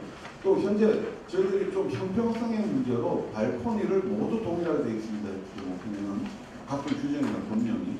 근데 아까 해외 살고 오시면 알겠지만 굉장히 다양한 평면 유니티 짝이죠. 그중에 숨은 방법 중에 하나의 발코니를 다양하게 디자인할 수 있는 그런 방법들이 있습니다. 그리고 두 번째는 이 부분은 제가 좀 패싱을 하겠습니다. 왜냐하면 주거지역 소프트웨어 부분도 얘기가 있는데 이 하도만 위에 보시면 이 중에서 제가 특히 지역사회 공유 플랫폼을 가해서 좀 이제 주요 개념 전략 연구에서 제시했던 개념을 보는데요. 일단 또 생활형 SOC 우리 사회적 경제 주체에서 시장님 자세히 하실 것 같아서 근데 헤드라인만 보면 현재 우리가 법령에서 굉장히 획일적인 어떤 편의시설들이 들어가게 되어 있습니다. 근데 우리가 이걸 원칙적으로 다시 보자면 단지 영구임대다 국민임대 이런 게 아니고 청년층이냐 신혼부부냐 거주자들의 상황에 맞춰서 필요한 어떤 시설들을 조합해서 그 단지별로 특화시켜서 제공할 수 있을 것이라고 이건 생각하는데 이건 이상적인 얘기가 아닙니다. 그리고 이것을 조직할 커뮤니티 제도를 가동하고 또 사회적 경제 활동 플랫폼을 이렇게 마련하는 즉 어떻게 보면 비영리 기관이지만 입주민들이 정말 생존적 차원에서 필요한 여러 가지 복지적 차원의 어떤 활동, 비영리적 민간단체 활동들을 적극적으로 수용할 필요가 있다. 그리고 지금 생활형에서 간섭 높여서 이 임대주택 단지가 그 지역 마을, 지역 그 도시나 그 지역 주변의 주민 지역과 섞일 수 있도록 커뮤니티 협의형 어떤 개방 단지를 조성해서 관련 공공도서관 뭐 여러 가지 어떤 문화 복지 시설들을 개방적으로 이렇게 단지에 차는 어떤 생활 인프라 전략을 가질 필요가 있습니다. 근데 이렇게 하자니까 사실 저희들이 원래 연구 보고서 아마 한 6월 정도 되면 이게 LH에서 공개도 하고 전문가분들께는 참고하시도록 아마 배포도 되지 않을까 예상하는데 그게 보면 사실 많은 내용은 그 연구에는 이 어떻게 보면 법제가 사실 모든 걸 맡고 있습니다. 법제가 뭐 예를 들어 생활건조를 위해서 공동주택 배치 몇 항에 보면 어떤 걸 해야 된다라는 의무조항들이 막 있어가지고 과연 그래서 뭐 상가는 주거도가 불리한 것을 원칙으로 하고 충분한 거리를 이렇게 해야 된다 뭐 이런 문장들이 있어서 이게 아까 뭐 가로형 상가 배치 이런 건 이제 거리가 있는 거겠죠. 그래서 사실은 여기 국회에서 발표하지만 저희들이 못하는 것이 아니라 대부분은 규정이나 법령적인 한계가 굉장히 크다. 저는 이 말씀을 꼭 드리고 싶습니다. 예를 들어 이 서비스 부분에서도 들어가야 될 시설에 관해서 과연 우리가 지역 주민과 함께 이용한 공공서비스는 여러 유형 중에 행복주택 하나에만 사실 포함되도록 이제 법정위가 이 공공주택 추천이 되어 있습니다. 그리고 그 외에도 도시 관련 건강법, 주택법, 주차장법 많은 법령들이 저희들이 열린 마을이라는 거에는 이제 조금 구시대의 어떤 패러다임으로 제도가 남아 있어서 저희들이 뽑아보면 이런 식으로 한 7가지 카운터리 범주로 어떤 법제나 규정이 개선 나와 있지 않냐. 얘들 다양한 평면을 섞으려니까 최저주거 기준도 좀 변형을 해야 되고 전용면적 총량제 같은 방식으로 총합만 맞춰서 정부에 지원되는 같은 평형에서 어긋나면 보조금이 안 나오게 되어 있는데 뭐 그런 시스템의 탄력적인 총량제, 면적 총량제를 시행하는 등의 어떤 방안들이 제가 시간상 길게는 말씀드리고 드리지 못하고 2시까지의 법령이 보입니다. 그리고 LH 내부에서도 아마 이런 걸 이미 준비하고 있는 것 같아요. 결국 크게 보면 LH 기획본부가 좀 더 내시가 돼야 되고 현재 서비스 함정법 시행령 개정돼서 12월에 발효되는 사전검토 제도에 대한 것도 이제 도입 방안을 마련해야 된다. 근데 아마 제가 알기로 LH에서 디자인 추진단을 마련하면서 이 부분을 이미 작년부터 준비를 하고 있는 걸로 제가 이제 알고 있습니다. 그리고 너무 규정에 따른 어떤 딱딱한 공통적인 감소하고 오히려 특화된 어떤 그 단지에 맞는 어떤 설계침을 투입하는 방향으로 전문화 있는 공모제도로 개선돼야 되고 또 사실 이게 제일 문제 중에 하나인데요. 건축도시 통합지 아까 제가 재생사업 거의 없다고 하지 않습니까? 이제 새로 짓는 신규 사업이 거의 이제 사라지고 재생의 시대가 왔는데 저희들이 도시계획 단위에 무언가를 하거나 할 때는 현행 어떤 많은 규정들이 기술사가 하게 되어 있습니다. 이게 건축사나 이런 문화적인 인적 쪽 디자인의 배경을 가진 분들이 초기에 도시를 그리는 단계에서 지금 참여가 안 되는 방식인데 이 부분들도 좀 같이 할 수 있도록 협력해서 열릴 수 있는 건축 체계가 이제 필요할 것 같습니다. 그리고 좀 이렇게 부처 단위로 부분적으로 이루어진 사업을 통합하기 위해서 사실 이번에 서비스함칙법 개정되면서 열렸거든요. 제가 지자체 단위의 공공기관들도 자체적인 어떤 통합적인 지원센터를 마련해서 여러 가지 예를 들어 정책이나 초선 단계, 디자인, 운영에 관한 어떤 법제적인 문제들을 좀 통일적으로 볼 수 있는 컨트롤 타워가 필요하다는 게 이제 연구의 내용에 담겨 있습니다. 그래서 보면 이 마지막 표현대로 결국 저희들이 어떤 공공기관에 대한 명확한 비전과 전략까지는 공유를 하는 것 같아요. 그런데 이걸 위한 구체적인 디자인 전략, 그리고 주거 서비스 개선의 아주 시행 액션 플랜의 방안들, 그리고 또 많은 우수한 건축가, 공무원 축가, 아까 백 교수님도 얘기했지만 참여를 위한 어떤 제도들, 그리고 사업 프로세스 전반을 주하는 법제 개정과 또 컨트롤 타워의 개념의 어떤 기부의 어떤 도력, 이런 부분들이 앞으로 이렇게 총합돼야 저희들이 정말 열린 단지가 되지 않을까 하는 말씀으로 발제를 마치도록 하겠습니다. 감사합니다. 안녕하십니까. LH 공공주택사업처장 서우수입니다.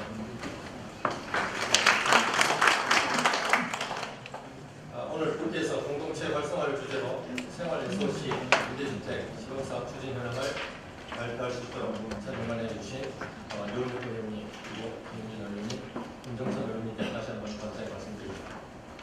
앞에서 발표해 주신 전영인 교수님이 큰 방향을 말씀하셨다면 저희는 좀 구체적인 실천 단계에 필요한 사항들에 대해서 말씀드리겠습니다. 발표 순서는 아파트 공동체 개념, 그리고 공공임대주택 공동체 형성, 절개 요소, 공동체 활성화 지원 방향, 실증 단지, 적용 문화, 다음 과제 순으로 발표하겠습니다. 그럼 아파트에서 공동체란 무엇일까요? 아파트 공동체란 주거단지라는 공간적 장소를 매개체로 공유하면서 입주민, 지역 주민들 간의 지속적인 접촉과 공동생활의 참여를 통해 형성되는 심리적 공동의식과 주거단지에 애착심을 가진 사회 집단이라고 말씀드릴 수 있겠습니다. 이러한 공동체를 형성하기 위해서는 공동체 활동을 수용하는 물리적 공간인 하드웨어와 운영 프로그램인 소프트웨어, 그리고 두 가지를 연결하는 운영체계인 인터페이스가 필요 조건입니다. 그리고 세 가지 조건이 유기적인 상호작용이 이루어질 때 비로소 공동체 형성의 필요 충분 조건이 완성된다고 생각합니다. 공간의 물리적인 계획 기준은 첫째, 일상적인 접촉 기회 증대, 둘째, 미용의 접근 용서, 셋째, 다양한 공동체 프로그램을 수용할 수 있는 시설, 넷째, 자발적 참여를 유도할 수 있는 공간 설계라고 생각합니다. 그럼 지금부터 위에서 살펴본 공동체 형성 조건에 미치지 못했던 과거의 공공임대주택을 살펴보겠습니다. 첫째, 도시공간의 구조화입니다. 공공임대주택은 도시 속에 섬처럼 형성되어 왔고 대체적 단지 구조로 지역사회와 단절되어 공동체 형성에 기여하지 못하였고 개인 대 개인, 공공 대 개인의 접촉 기회가 적었습니다. 여기서 우리는 공공임대주택이 내부 지향적 단지에서 지역시설로서의 역할과 접촉 상생의 가로 공간이 필요하다는 시사점을 얻을 수 있습니다. 두 번째, 커뮤니티 공간 관련입니다. 불특정 다수의 입주민을 위한 커뮤니티 공간 구성으로 성격이 모호해졌고 프로그램 운영 주체 부재와 관리 지원, 서비스 운영의 통합 체계가 충분하지 못하였습니다. 이를 해결하기 위해서는 수요자 중심 공간 구성, 지역사회 중심 프로그램 발굴, 그리고 관리 지원 서비스 운영의 통합 체계 구축이 필요합니다. 세 번째, 자기 원별적 주거 공간으로 이웃관계 형성을 강구하였습니다. 이제는 단위 세대 내 필수 기능과 공유 기능으로 구분하고 공유 공간은 상호 보완적 커뮤니티 시설로 계획할 것입니다. 지금부터는 세 가지 제2요소를 해결하기 위한 공동체 활성화 기본 방향에 대해 말씀드리겠습니다. 첫째, 주택 단지 중심에서 지역사회 중심으로 전환하겠습니다. 지금까지는 주택 단지 중심으로 지역사회 기회에 미흡하였으나 앞으로는 지역 속의 주택, 다양성을 갖춘 도시 가로 형성 등 지역 주변과 연계된 지역 명소로 만들겠습니다. 둘째, 개별 세대 중시에서 공동체 활성화에 좀 더 집중하겠습니다. 지금까지 독립적인 생활 강조로 이웃 간 관계 형성이 어려웠다면 앞으로는 커뮤니티, 주거 환경을 중시하여 공동체를 활성화하겠습니다. 셋째, 단순 사는 집에서 복합 생활 공간으로 변화하겠습니다. 단순히 거주하는 공간에서 교류가 이루어지고 생산, 소비, 문화가 어우러지는 공간을 만들겠습니다. 앞서 말씀드린 세 가지 기본 방향을 바탕으로 사회적 가치를 실현하는 임대주택이라는 비전을 설정하였고 도시지역사회와 함께하는 임대주택, 공동체가 살아있는 임대주택, 사회적 경제를 활성화하는 임대주택이라는 세 가지 추진 전략을 수립하였습니다. 첫 번째 추진 전략인 도시지역사회와 함께하는 임대주택입니다. 단지 커뮤니티 중심에서 지역사회와 연계한 단지로 개념을 확장하겠습니다. 도시 고유의 지역성, 역사성, 가로의 맥락 등 문화적 가치를 반영하는 건축자산, 지역과 연계된 단지 구성, 사회적 공공재로서 지역사회의 거점 역할을 하겠습니다.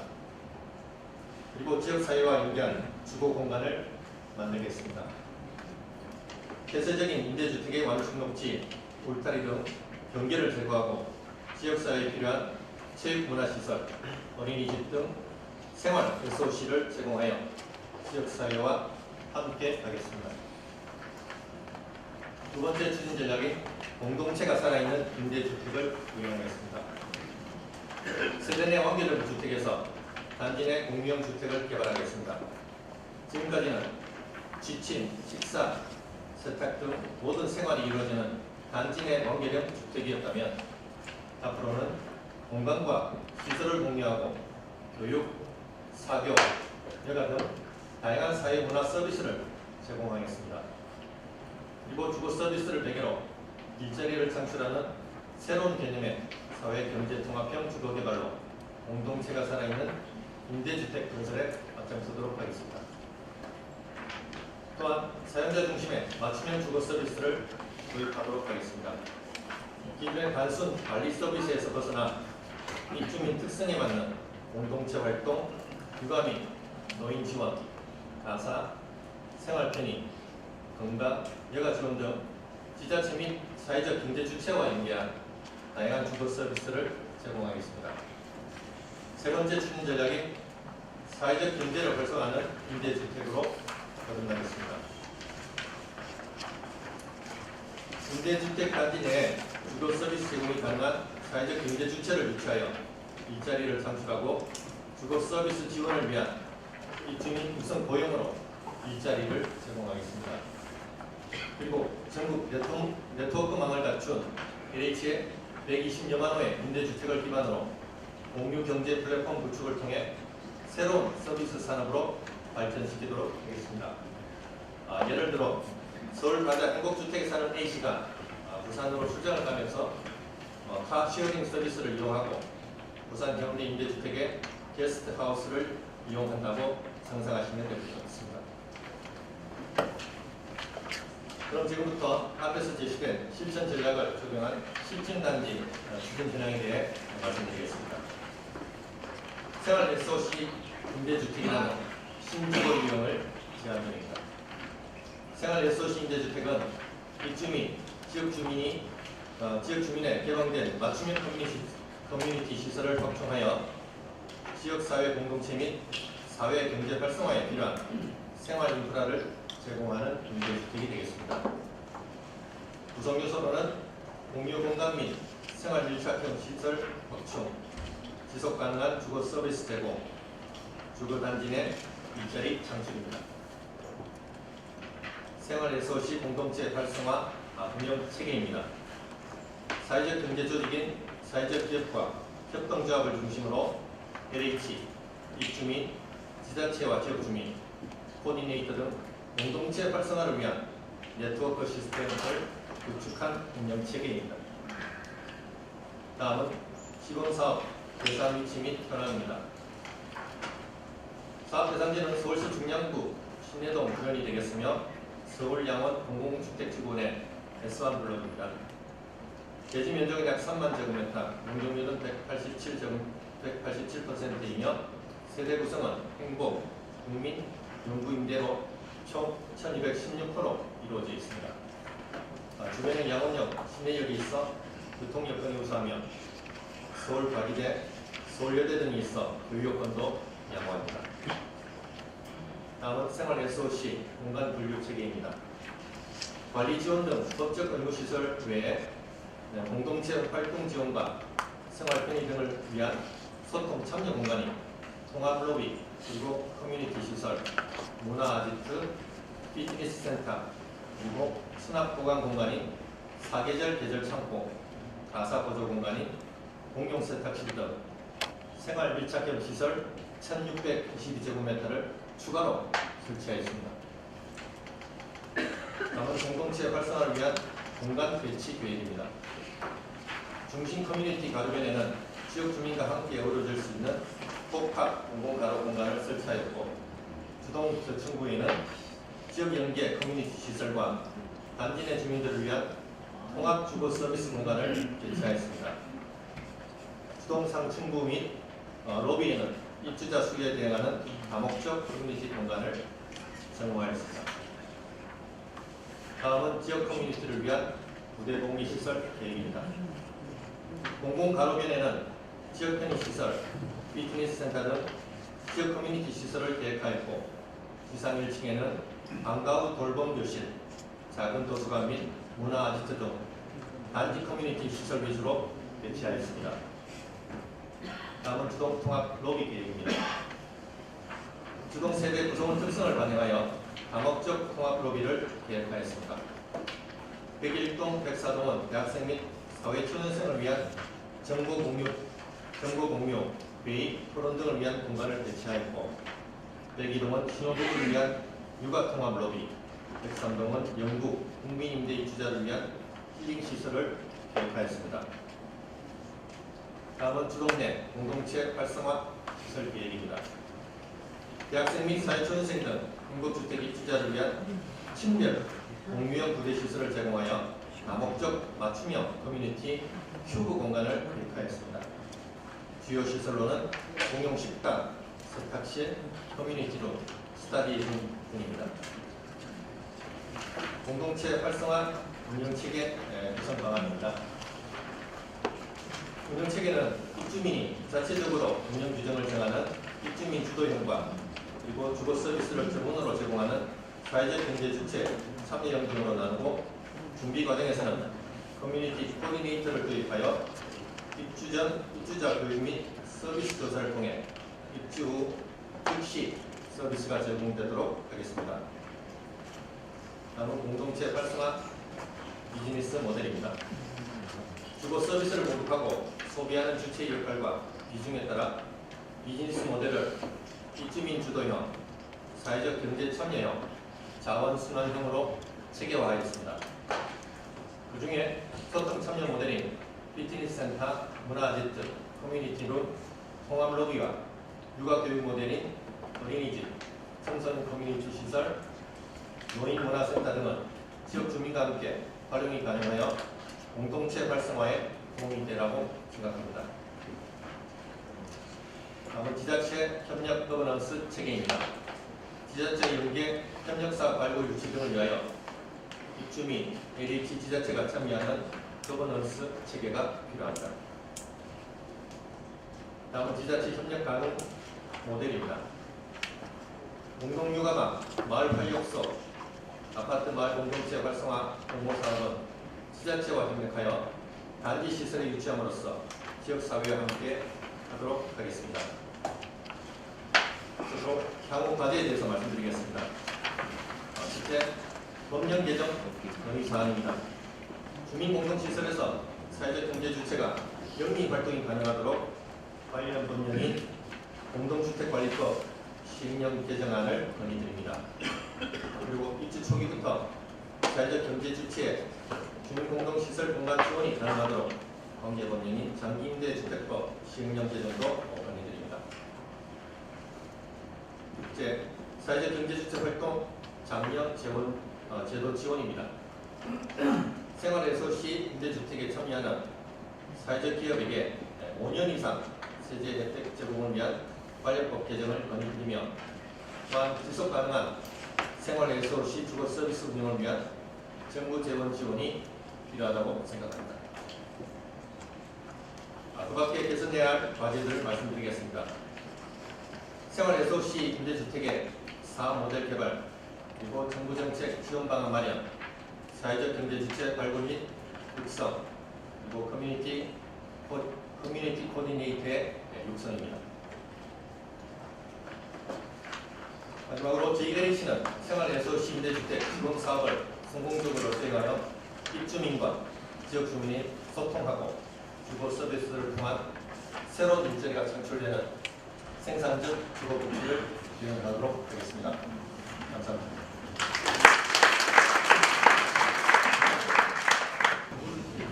그러면 토론을 위해서 오신 분들을 소개해드리겠습니다. 국토부 공동주택주민단 임월씨 팀장님. 반갑습니다. 임월씨입니다.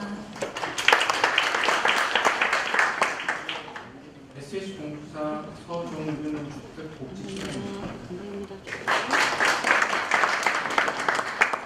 경기도시공사 구재용 행복주택사업단장입니다. 대한건축사협회 홍성용 건축사님, 서울시 마을공동체 종합지원센터 김정호 대협력관입니다. 그럼 우선 참석해주신 토론자들의 말씀을 간단히 듣겠습니다. 오늘 같이 하신 분들 내용 잘 들어보고 특히 이제 저 같은 경우에는 권영훈 교수님이 발표해주신 내용을 어떻게 보면은 저희가 그동안 국토부나든지 제가 개인적으로 고민해왔던 모든 사항을 총망라해서 발표를 해주신 게 아닌가 저희가 기존에 가져왔던 도시 문제, 주택의 문제 이런 것들이 이제 많거든요. 그래서 오늘 오면서 공동체 아파트라고 했을 때 과연 어느 시점에서 어느 관점에서 접근을 해야 우리가 지금 획일적인 아파트 문화 이런 것들을 좀 깨고 저희가 예전에 그런 광고 좀 캐치프레이즈가 있었던 것 같아요. 아파트, 집은 to buy, 사는 것이 아니라 to live, 사는 곳이라는 이제 그 거주의 개념으로 가져가야 된다는 게 저는 정말 가슴에 와닿았던 단어입니다. 그래서 특정한 투기의 목적 이런 것이 아니라 장기간 거주하는 목적으로 주택에 거주한다는 그런 우리의 취지가 많이 이제 좀 해석이 되는 그런 건데 실제로 저도 주부지만 주부를 대상했을 때 왜 아파트가 좋냐라고 했을 때는 물론 이제 아파트에 살면 편리성이 되게 많죠. 뭐 멀리 나가지 않더라도 모든 것을 아파트 단지 내에서 다 해결을 할 수 있기 때문에 내가 단독주택에 살 때와는 또 다른 이점들이 있거든요. 보안이라든지 방범이라든지 이런 문제는 사실 단독주택에 사시는 분들은 어떻게 보면 모든 것을 다 자기의 개인 부담으로 해서 다 이제 그 보완을 해야 되는 상황입니다. 저는 일단은 최근에 저희 토지주택공사법이 개정이 돼서 앞으로는 이런 주민 편의시설을 기반으로 한 뭐 문화센터라든지 그다음에 도서관이라든지 저희가 뭐 도시재생에서 하고 있는 어울림센터라든지 이런 다양한 주민 편의시설, 문화 공연장도 가는 것 이런 것들에 대해서 LH에서 직접 건설하고 운영, 관리할 수 있는 일단 그 시작점을 이제는 오픈이 됐습니다. 그래서 앞으로 아마 LH에서 더욱더 이런 부분, 이제 그동안 건설만 해왔다 친다면 앞으로는 이런 부분, 소프트한 부분에서도 어떻게 관리를 해나갈 것인가. 그 다음에 지자체와는 어떻게 호흡을 할 것인가. 그래서 오늘 그 서울시 에서 나오셔가지고 되게 유명한 자리인 것 같은데 사실은 이제 시설을 공급하는 게 중요한 게 아니라 어떻게 운영하고 활용하는 게 중요한 거예요. 공동체라는 게 별거 아닙니다. 아파트 주민들 간에 소통하느냐, 그리고 아파트 단지를 떠나서 타 단지, 그 다음에 신도시라면 기성시까지 이런 주민들과 어떻게 이런 공유하는 자리, 장소를 제공할 것인가, 신규 단지에서 이런 발전을 본다면 사실은 그 중간에서 계시는 행동하는 분들, 액션가들 이런 분들이 사실은 그 촉진제 역할을 해주시고 계시거든요. 저도 경험을 많이 했고 그런 측면에서 본다면 일단은 그 지역 주민과 공간을 공유하는 방안에는 일단은 접근성 문제가 있을 것 같습니다.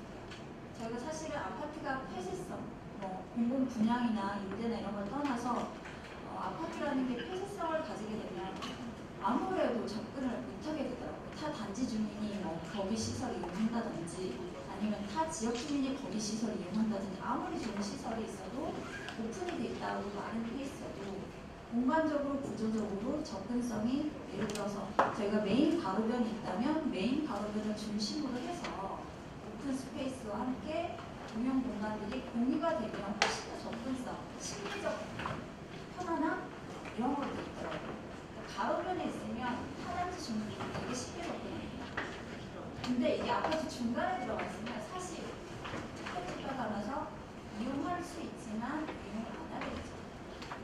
이제 그런 측면이 사실은 저희가 많이 이제 분양이 됐든 임대가 됐든 많이 배려를 해야 되는 지역 주민 또는 아파트 주민뿐만 아니라 모든 주민에서 배려를 해야 되는 부분이 나오고 그다음에 이 시설의 지속 가능성 측면에서 보자면 사실은 저희가 분양주택의 경우에는 어떻게 보면은 주민들의 자치 이런 것들이 많이 이제 의식이 많이 성숙돼서 저희가 별도로 신경을 쓰지 않는다고 볼 수도 있는데 임대주택 단지의 경우에는 저희가 공급만 하고 끝나는 게 아니라 실질적으로 계속 이제 공공기관에서 유지 관리 운영까지 해야 되는 주택 단지이기 때문에 특별히 저희가 이제 법정 부대분리 시설 외로 오늘도 우리 LH에서 발표해 주셨지만 주민 편의시설이 다 외로 들어가는 경우에 그런 어떤 프로그램을 그 공간을 지자체와 논의해서 또는 그 지역 단체 이런 것들을 사실 프로그램을 끌고 나가시키고 그러니까 의논을 해서 하는 용도를 사실은 사전에 공유를 해봐야 된다. 그래서 그런 것들에 대한 이제 공유에 대한 이제 운영에 대한 거에 대해서 사전적으로 좀 논의를 필요하다는 것이고 그 다음에 그리고 이제 저도 이제 퇴직을 하면서 문화센터를 이용해보고 지자체에서 운영하는 그 다음에 다른 타 단지에서 운영하는 동아리에도 좀 이제 가입을 해보고 이렇게 해봤는데 대부분 보니까 정말 이제 개인 부담으로 하기에는 또는 이제 다 한계가 있어서 일부 지자체의 재정적 지원이 조금이라도 이렇게 가미가 될 경우에는 좀 더 이렇게 활동이 원활하게 일어나더라고요. 그런 부분에 있어서 좀 지자체에서 신경을 써야 되는 부분인 것 같고 그 다음에 이제 공동체를 정말 잘 운영하고 지역사회에 좀 기여하는 면이 큰 그런 지자체에서는 이런 우수 사례를 많이 발굴을 해서 다른 뭐 주택가라든지 다른 마을로 좀 전파를 해주시면 좋지 않을까라는 생각합니다. 저희 같은 경우는 저는 세종시에 근무를 하면서 세종시에 살고 있지만 저희 마을에서는 연례적인 월별 행사가 벼룩시장이라는 장소를 중심으로 이루어지는데 그 벼룩시장을 월별로 주기적으로 행사가 문화 행사랑 또 결합이 돼요. 네, 이런 것들을 다 이제 지자체에서 지원을 하고 있거든요. 이런 것들이 사실 어떻게 보면 이게 어떻게 보면 인기 있는 명소가 되어가는 그런 상황인 경우도 있습니다. 그래서 그런 것들에 대한 이제 지원, 확산, 그다음에 저희가 사실 아파트 단지들 사이에서도 좀 소통이 이루어지지 않고 있는데 그 부분은 아파트 단지 대표들 간의 협의체를 이용해가지고 우리 단지는 이게 없고 저쪽 단지는 그게 있으면 서로 공유해서 이런 시설들을 협의체 간의 어떤 협약에 따라서 시설 이용료에 대해서 어느 정도 이제 사전에 협의가 된 부분을 가지고 공유해 나가면 좀 더 만족도가 높은 시설이 나올 수 있다라고 생각합니다. 그리고 사실은 저희 임대주택 분양은 사실 저희가 세대가 어떻게 사전 예측이 불가능하죠. 근데 임대주택은 저희가 사실은 공급 대상을 정하고 공급을 합니다. 뭐냐면 신혼부부인지, 초년생인지, 아니면 청년인지, 고령자인지, 아니면 저소득 계층인지 이런 다양한 입주 계층을 염두에 두고 행복주택, 국민임대, 연구임대를 각각 다른 타입의 임대주택을 공급을 하고 있는데 이분들이 사실은 라이프 사이클도 다르고 그 다음에 이제 가족 구성원도 다르고 그 다음에 희망하는 주택 평형 타입도 다 다릅니다. 이런 분들이 근데 저는 우리 이제 LH나 SH나 경기도시공사나 인천도시공사에서 인허가를 들어오면 항상 물어보는 게 임대주택의 입주자가 어떤 분야가 몇 프로 들어가고 어떤 분들이 몇 프로씩 들어가는지 꼭 물어보거든요. 그 이유는 뭐냐면 부대복리시설이 기계적으로 법정 부대시설을 가지고 온다. 인허가를 받을 때. 근데 그게 중요한 게 아니라 지금은 법정 부대복리시설도 총량 개념으로 공급을 할 수 있습니다. 그렇다면 그 입주 계층의 어떤 라이프 사이클이나 선호도 이런 것들을 반영해서 총량의 개념 범위 내에서 조절을 해서 가감을 할 수 있고 예를 들어서 다 젊은 계층이 대부분 들어가는데 경로당이 필요하지 않을 수도 있거든요. 경로당은 법정 부대 시설이지만 사실은 젊은 층이 들어가는 아파트, 임대 아파트라면 굳이 경로당이 필요 없을 수도 있습니다. 그리고 경로당이 인근에 또 시설이 갖춰져 있다면 그 시설을 이용할 수도 있고 이런 것들에 대한 이제 입주계층의 선호도라든지 수요 이런 것들을 저희가 사전적으로 좀 예측을 해서 일단은 공급을 하고 그리고 이게 또 공급한다고 끝이 아니더라고요. 유효화가 사실은 저희가 세대를 트렌드를 분석하고 공급했는데 또 유효화가 될 수 있다라는 측면이 있어서 그 부분은 아까 교수님 말씀하셨던 DIY 형식으로 다양한 공간들을 많이 줘야 된다라는 말을 공감을 하고 있습니다. 그리고 이제 저희가 많은 부분을 다 이제 담을 수는 없겠지만 사실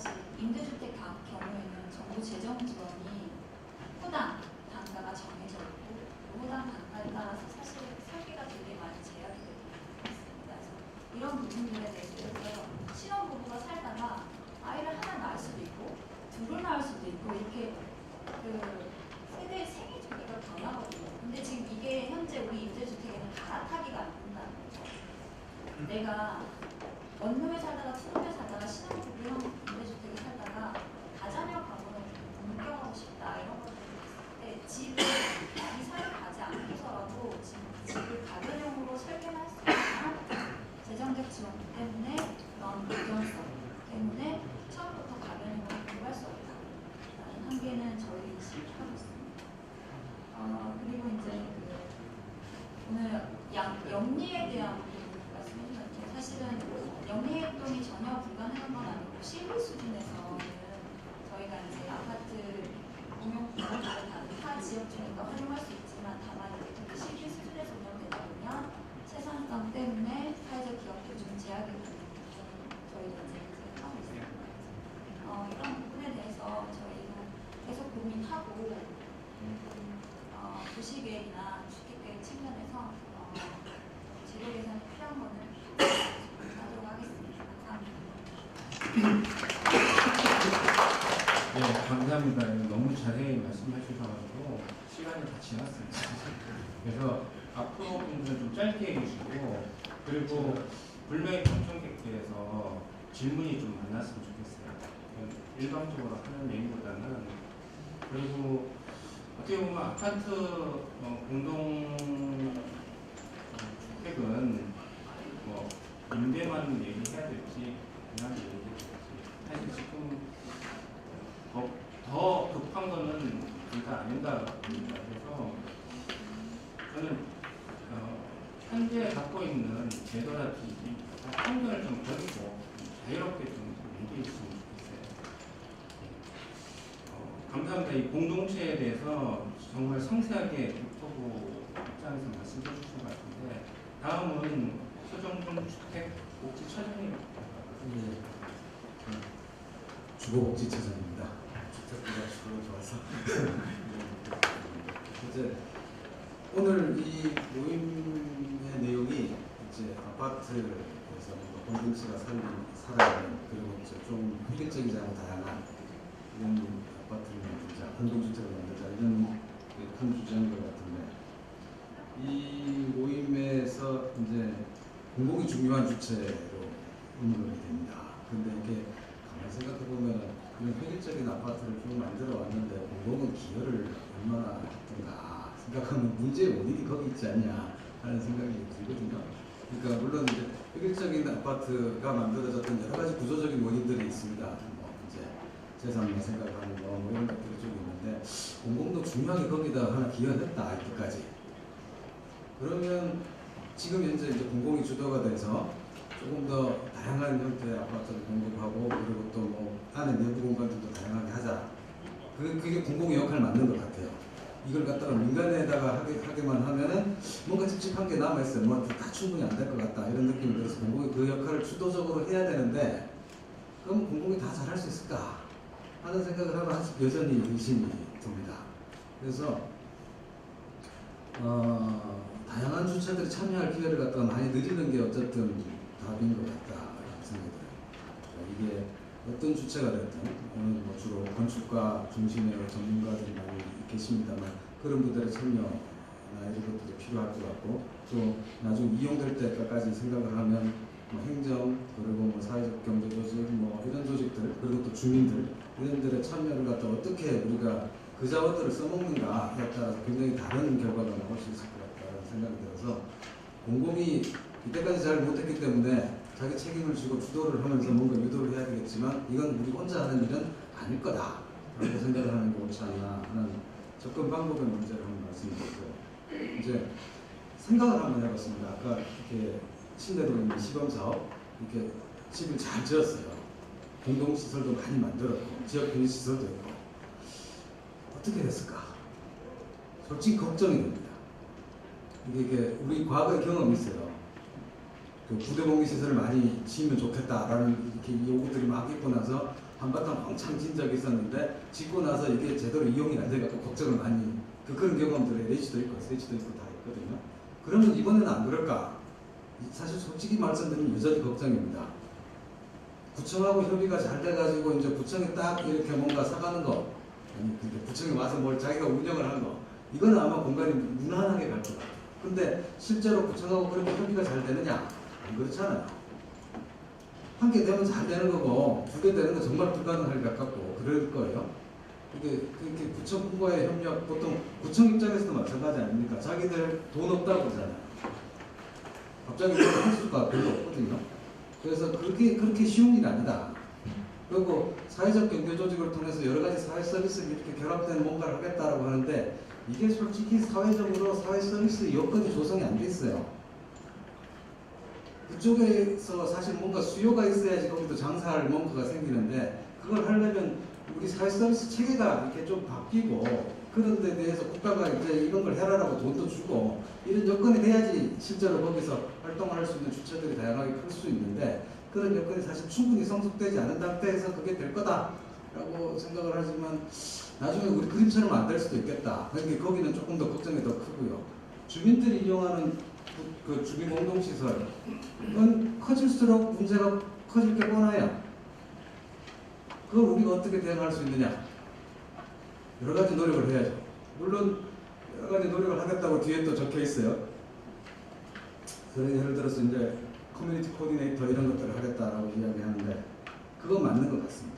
이게 어떤 아파트가 꼭 시범단지뿐만 아니라 어떤 아파트가 초기에 딱 입주해서 사람들이 들어왔을 때 그때는 사람들이 서먹서먹해서 이렇게 우왕좌왕하고 있을 때 그때 만약에 커뮤니티 코디네이터가 들어가서 처음에 이제 서먹서먹한 분위기를 깨고 모일 수 있도록 이렇게 판을 깔아주고 그 다음에 공동시설을 어떻게 이용하자 같이 규칙도 정하면 그렇지 않은 상태에서 한 6, 7개월 정도 이렇게 아무 생각 없이 문가를 보내는 거하고 굉장히 다른 결과가 초래될 겁니다. 그렇기 때문에 적어도 신규로 입주하는 단지에서는 LH든 SH든 아주 표준화된 서비스로 주민들이 모여서 모임을 선회할 수 있도록 하는 그런 서비스가 필요하다고 생각이 됩니다. 그게 이름을 뭐가 됐든 간에 우리는 그런 서비스 이때까지 안 했고 그런 서비스를 표준화시켜서 모든 단지에 넣는 것 이런 게 우리가 갖고 있는 부대공기시설을 잘 이용할 뿐만 아니라 임차인 대표에도 재밌게 구성을 하고 그 안에서 아주 고리적인 이렇게 사람이 그걸 갖다가 좌지우지하지 않는 그런 걸 아파트를 만드는 괜찮은 아파트를 진짜 만드는데 굉장히 중요한 기여를 할 수 있는 소프트웨어 그리고 마지막으로 하나만 더 말씀드리면 오늘 아파트 이야기하는 날이긴 한데 매입임대주택 이주로 많이 들어가는 저층주거지도 좀 고민을 했으면 좋겠습니다. 생활어소시 같은 것들이 들어가야 될 진짜 지역은 그런 동네 같아요.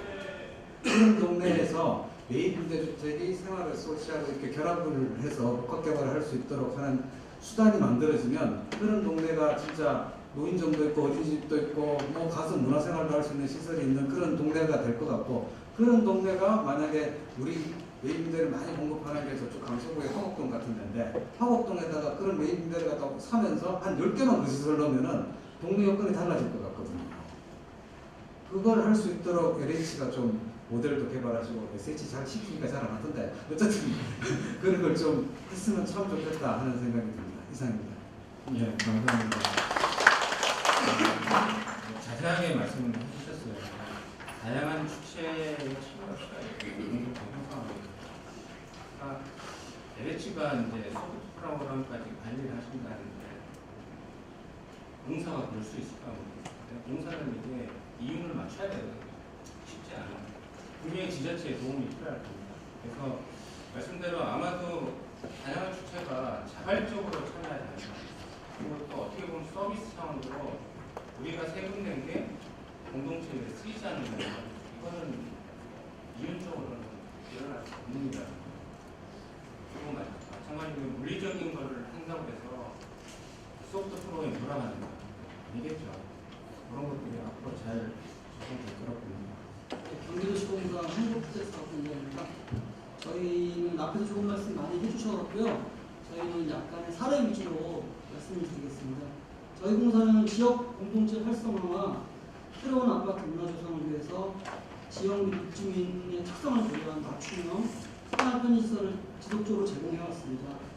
우리 공사가 추진 중인 사례, 약간 과정상의 문제점, 개선 방안 등을 말씀드리겠습니다. 이제 편의시설 추진 사례로는 신혼부부 중심 단지에는 저희가 육아 중심의 편의시설 위주로 지속적으로 공급하고 있습니다. 예를 들어 사례를 들면 204세대 규모로 2018년 5월에 입주한 광교 행복주택의 경우는 공립 유치원 옆에 저희가 위치를 잡았고요. 신혼부부의 단지인데 단지 내 옆에 시리 거리부지, 공동 육아 나눔터, 육아 관련 커뮤니티 공간을 좀 복합화했습니다. 영아, 육아, 어린이에 대한 보육 걱정을 좀 해소해야 하는 단지고요. 보육 관련 커뮤니티 활성화를 지속적으로 추구하고 있습니다. 고령자 단지 같은 경우는 의료, 여가 서비스 중심의 편의시설을 지속적으로 도입하고 있는데요. 아주대 종합병원에 인접해서 금년 6월에 입주 예정인 광교 영구 임대주택의 경우는 152세대 규모의 고령자 전원주택입니다. 이건 병원과 연계시켰고 실버 복지관을 수원시와 연계해서 임대주택이 복합화한 사례가 있습니다. 고령자에게 의료 및 여가 등 포털 서비스를 제공할 목적으로 단지를 추진하고 있고요. 또 이제 예를 들어 학교, 학원, 체육, 문화시설, 공동주택을 좀 결합 개발한 사례가 있는데 이런 경우는 저희가 특지 공급을 같이 하다 보니까 광교 신도시 내 에듀타운이라고 이제 택지 계획부터 교육 중심의 특별 계획으로 지정 개발해가지고요. 거주자 자녀가 원스톱 교육 서비스를 받을 수 있도록 결합 개발하고 지금 같은 경우 이제 광교 신도시 내에서 가장 살고 싶어하는 아파트가 인식되고 있습니다. 또 이제 입주했다고 이제 버려두는 게 아니고 기존 노후 임대단지에는 이제 공동체 활성화와 사회적 기업 육성을 통한 이제 일자리 창출을 위기 위해서 추가적으로 계속 시설 관리를 하고 있습니다. 2008년도에 입주한 안성인도 국민임대주택 같은 경우는요, 제가 2013년도에 이제 거주 평가를 어느 정도 해가지고 그들이 원하는 3,700세대 규모의 복지동을 추가로 건립해서 저소득층 자녀를 대상으로 한 영어, 중국어 등 외국어 교육 지원을 하고 있고요. 입주민의 문화 강좌, 공동체 활성화를 지속적으로 지원하고 있습니다. 또 반찬가게 운영을 위한 마을 협동조합도 구성되어 있고, 현재는 입주민들이 운영위원회를 만들어서 자생적으로 활동하는 단계를 발전하고 있습니다.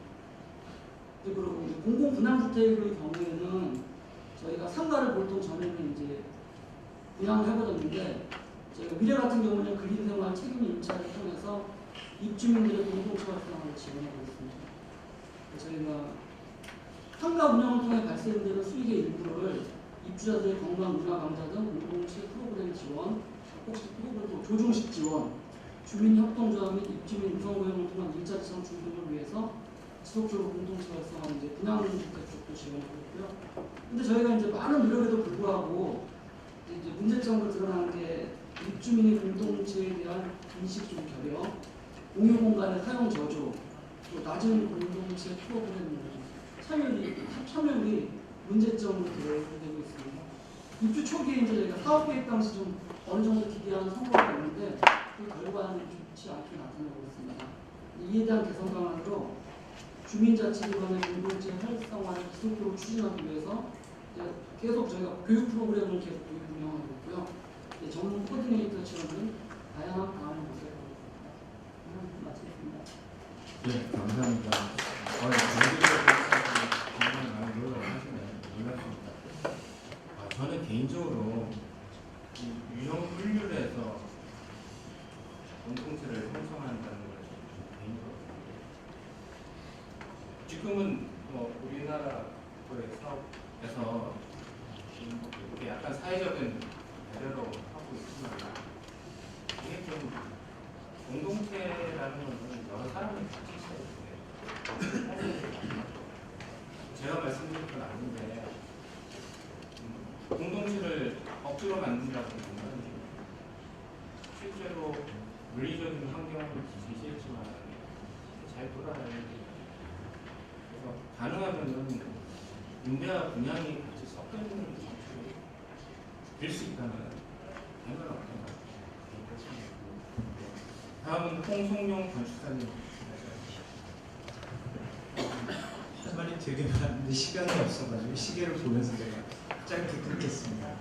저는 대학 건축대학교 편집국장 홍성용입니다. 도시 관련된 이야기들은 제가 2007년도에 삼성경제연구소에서 스페이스 마케팅이라는 용어를 제가 만들고 책을 내면서 이게 그 뒤로도 사실은 도시 문제에 대해서 좀 중앙일보에서도 책을 내고 그래서 연구를 좀 많이 했었고 지금 얘기 나오는 대부분의 것들이 사실은 제가 2009년도 중앙일보에서 냈던 책에 나왔던 소주제들입니다. 도시재생도 제가 2001년도에 사실은 얘기를 했었는데 네, 제가 의뢰를 받고서 이제 발제자로 나설까 하다가 제가 토론자로만 하겠다라고 얘기하는 게 이 주제에서 얘기하는 공동체라는 게 아파트는 사실은 불가능합니다. 이게 90년대부터 우리나라에서 이제 상계동이나 목동 개발할 때부터 이제 아파트 단지의 공동체 얘기를 하면서 여러 가지 실험들을 사실은 했어요. 부산의 망동도 마찬가지고. 근데 현재까지도 이런 대단한 성과가 나오지 않은 이유는 뭐냐면 우리가 하드웨어로만 도시를 보기 때문에 그렇습니다. 실제로 여기 그 교수님께서 조사하신 것 중에서 공공임대주택 거주자 주거환경 만족도 설문조사를 보시면 대답자가 2%밖에 안 돼요. 2,000명이 사는 마을에 2% 정도의 그 설문조사 응답이 나옵니다. 그러면 2% 갖고 사실 의미 있는 설문조사가 아니거든요. 그럼 왜 이런 설문조사가 나오느냐? 사실은 여기에 우리가 모르는 그러니까 잉여 시간에 대한 것들이 있어요. 그러니까 공공임대주택은 일단 저소득층이 삽니다.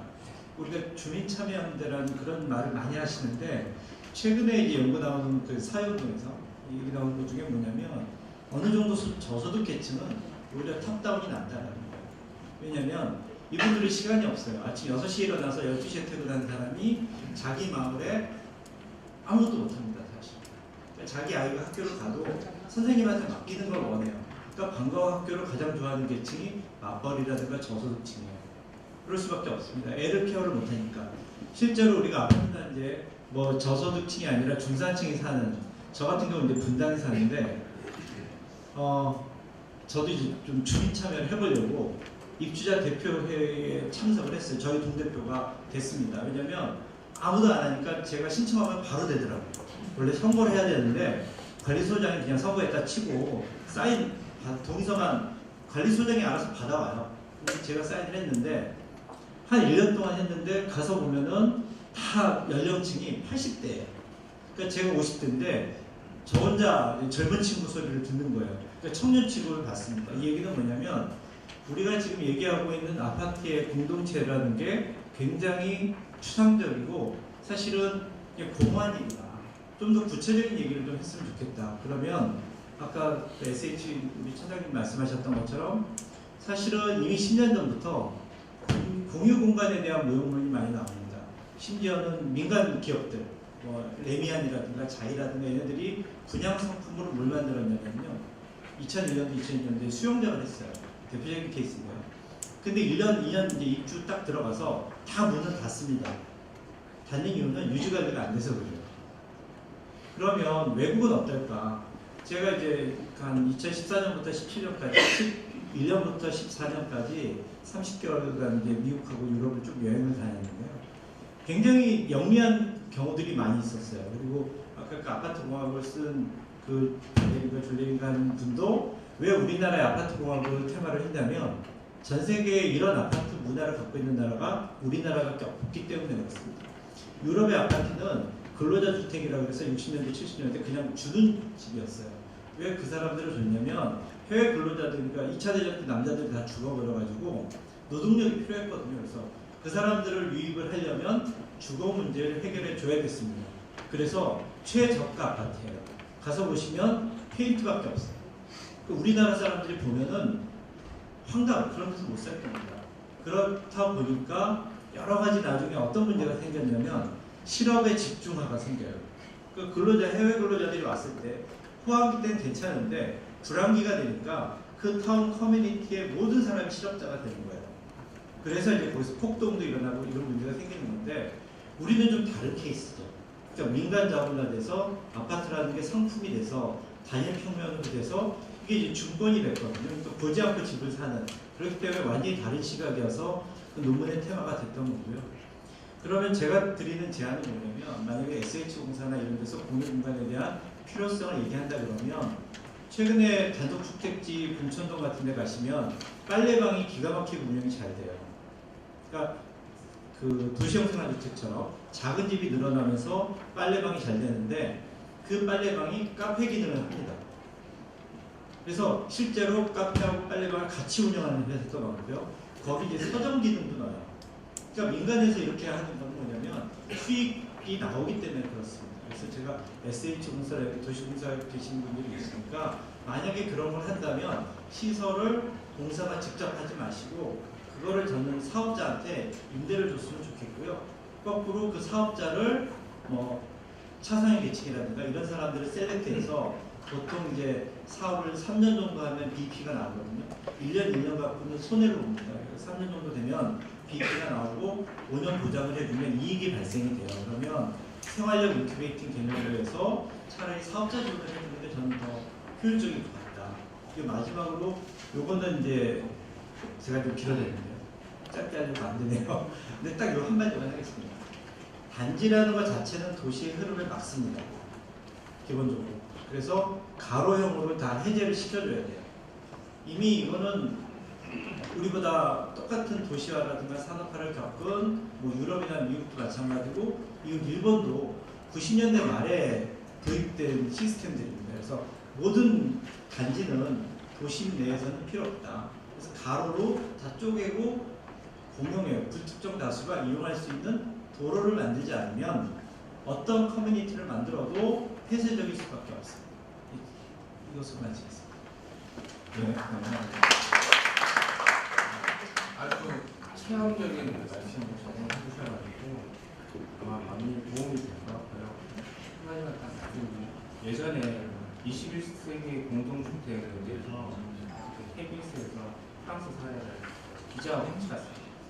그래서 그 기자는 드라마를 듣는 기자라가지고 한 집에 한 30분 이상 뛰더라고요. 근데 그래서 잘된 공동체 사례들을 보는데 저는 건축가이면서 설계를 해서 배우고 있는데 공부를 하고 있는 상황에서 외적인 거하고 수업 수준이 달라요. 특히 파리의 외곽에 정말 잘 지어진 건물들 거의 사용이 잘 안 돼요. 외적인 거는 결국은 정책을 어떻게 쓰냐. 가난한 사람 올려들면 그 오픈 스페이스가 범죄가 나요. 그거는 뭐 유럽에서 외국의 외곽을 보시는 걸 알 수 있죠. 아마도 발표하신 것들은 대부분 좋은 사례일 거고 나쁜 사례가 많습니다. 다음으로 김종호 대협력입니다. 네, 반갑습니다. 소개받은 김종호입니다. 제가 이제 개인적으로 살고 있는 곳은 아시는 분 아실 텐데 마포구 성미산 마을에 살고 있습니다. 사실 저는 아파트에 한 1년 살다가 도저히 못 살겠다 싶어서 마을에 살고 있는데 활동을 하면서 느꼈던 몇 가지 저희가 이제 서울시에서 마을 공동체 사업을 하면서 아파트 공동체 활성화 사업도 있습니다. 그런데 사실 금액이 많이 지원되는 건 아닌 것 같고요. 그래서 앞에 발제하셨던 분들의 내용을 들으면서 좀 딱 그 생각이 들었어요. 마을에 사는 한 주민이 입장이거든요. 오늘 또 제목도 보면 딱 공공이 선도하는 이러니까 또 그럼 주민은 도대체 뭐 하라는 거지? 이런 생각이 들었어요. 오히려 이제 공공은 저희가 마을 사업할 때 항상 얘기하는 것이 그거거든요. 행정은 어떤 지원하는 어떤 백그라운드가 돼야 되는 것이지 앞서서 나서면 안 된다. 사실 저희 마을 사업에 있어서 첫 번째 저희가 주장했던 바거든요. 서울시에서 보면 박원순 시장님 보면 마을 사업은 항상 주민들 여러분이 하세요 이런 얘기를 하십니다. 그래서 현재 저희들이 하고 있는 찾아가는 동주민센터, 주민자치 이런 사업들, 정책들도 저희 민간에서 다 제안했던 정책적인 사업들입니다. 그래서 이제 마을 사업도 마찬가지인 것 같아요. 공동체 사업도 보면 아파트도 디자인이나 설계도 물론 중요합니다. 공간을 가로형으로 하든 광장형으로 하든 열린 광장을 하든. 근데 이게 이제 우리 소장님 말씀하신 것처럼, 그러니까 주민들에 대한 인식 개선이 선행되지 않으면 아무 의미가 없더라고요. SH도 그렇고 LH도 그렇고 아파트 단지에 도서관들 많이 만들어놨거든요. 단지별 하나씩. 근데 거의 운영이 안 됩니다. 이유가 있더라고요. 이게 이제 선 분양이다 보니까 누가 들어가야 살지는 사실 거의 아파트 설계를 끝난 상태에서 만들어지다 보니까 아파트 단지도 하셨는데, 그러니까 들어오는 인구 구성이 다른 거예요. 설계된 아파트 단지가. 이러다 보니까 커뮤니티 공간도 정작 수영장을 이용할 주민은 없는데 수영장을 만들어지는 상황이 발생을 해서, 저는 이제 가능하면 이게 제도적으로 가능할지 모르겠지만 저희 이제 마을 활동가를 열심히 하셨던 마을 활동가 몇 분들이 지금 남양주에 별내에 사회주택 형식으로 공사를 하고 있거든요. 거의 한두 달에 한 번씩 이미 조합원 모임을 하고 있습니다. 설계도 이제 그렇게 반영을 하려고 하고 있고, 이런 과정이 하나 필요할 것 같고요. 또 한 가지는 저는 이제 아파트에서 우리 원초에 말씀하신 것처럼 공동체가 가능할 것인가, 저는 조금 씨앗은 봤다고 생각해요. 이제 서울시에서 7년째 지금 그 공동주택 활성화 그 사업을 하고 있는데 제가 두 가지 세대를 말씀드릴게요. 노원구에 한 아파트 단지가 한 300세대 정도 되는데요. 여기는 뭐를 하냐면 1년에 봄, 가을 두 번씩 그 아파트 광장에서 1박 2일 캠핑을 해요. 자기 집에서 사는 게 아니고요. 1박 2일 동안 그 주차장에 주차도 없게 해서, 근데 이제 처음에 1년 차에는 한 15세대 정도가 시작을 했거든요. 근데 나머지 이제 그 세대 아이들이 보면 이제 얘기를 듣고 이게 관계망이 만들어지다 보니까 이제 옆집 아이들도 우리 집은 왜 엄마 아빠한테 참여 안 하냐 이렇게 해서 지금은 거의 한 3분의 1 정도가 참여를 합니다. 1박 2일 동안 하면서 이제 캠핑하면서 삼겹살 파티도 하고 이러면서 그러니까 관계가 만들어지는 겁니다. 근데 그 속에서 이제 공동체 사업을 하나씩 만들어가고 있는 사례가 있고요. 또 한 가지는 성동구의 이제 금호아파트는 여기도 7년 정도 그 아파트에서 공동체 사업을 하는데 처음 했던 게 이제 아파트 옥상에 옥상 텃밭이에요. 근데 옥상 텃밭 처음에 할 때는 100세대 정도 참여를 하다가 여기에 참여하시는 분들이 계속 이제 뭐 채소도 갖고 오고 이렇게 만나시다 보니까 2년 차에는 이분들이 관계가 친해지다 보니까 문화동아리를 만들어요. 기타 배우자 이런 거. 또 3년 차에 되니까 또 엄마들끼리 친해져서 그 이해 만들고 이렇게 그러니까 하나씩 처음부터 많은 사업을 펼친 게 아니고 1년 차에 시작했던 옥상 텃밭 시작해서 지금은 이분들이 또 뭘 하냐면 에너지 절약 캠페인 그 단지 내에서 하십니다.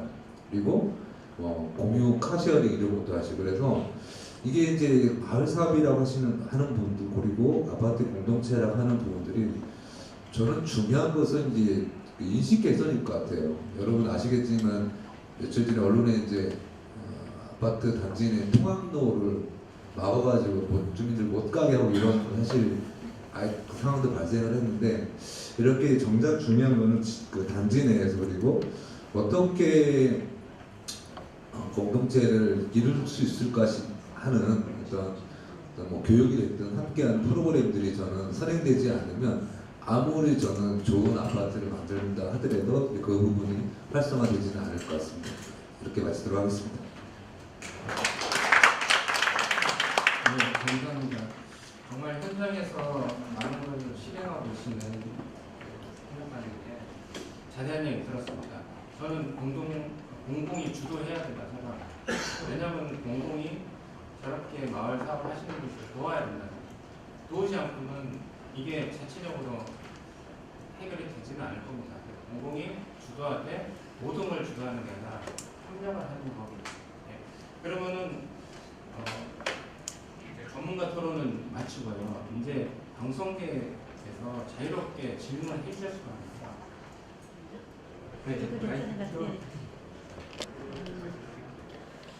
우선 단지에서 마을로 공공이 선도하는 공동체, 공동체 이 부분을 아까 이제 공공이라는 말씀을 해주셨는데 한 문단으로 정확하게 쉽게 풀어서 일반인들이 알 수 있도록 하나 말씀을 부탁드리고요. 한량에서는 지금 공공이 선도하는 것이 사실 어렵다 아니면 공공이 선도를 해서 협력해야 된다는 말씀을 하시고 이런 상황 속에서는 교제가 이루어질 수가 없거든요. 그래서 요번에 주도하는 것이 특별한 공동체 또 협력 새로운 방안 이런 것이 별개의 어떤 단체를 만드는 것이 아니라 이미 있는 이 반상회를 활성화시켜서 그 안에서 특정인들만의 공론화장이 아니라 나이 먹은 사람들부터 젊은 사람들까지 함께 어우러서 그것을 반상에 있는 것을 통해서 한번 다시금 만들어 주셨으면 하는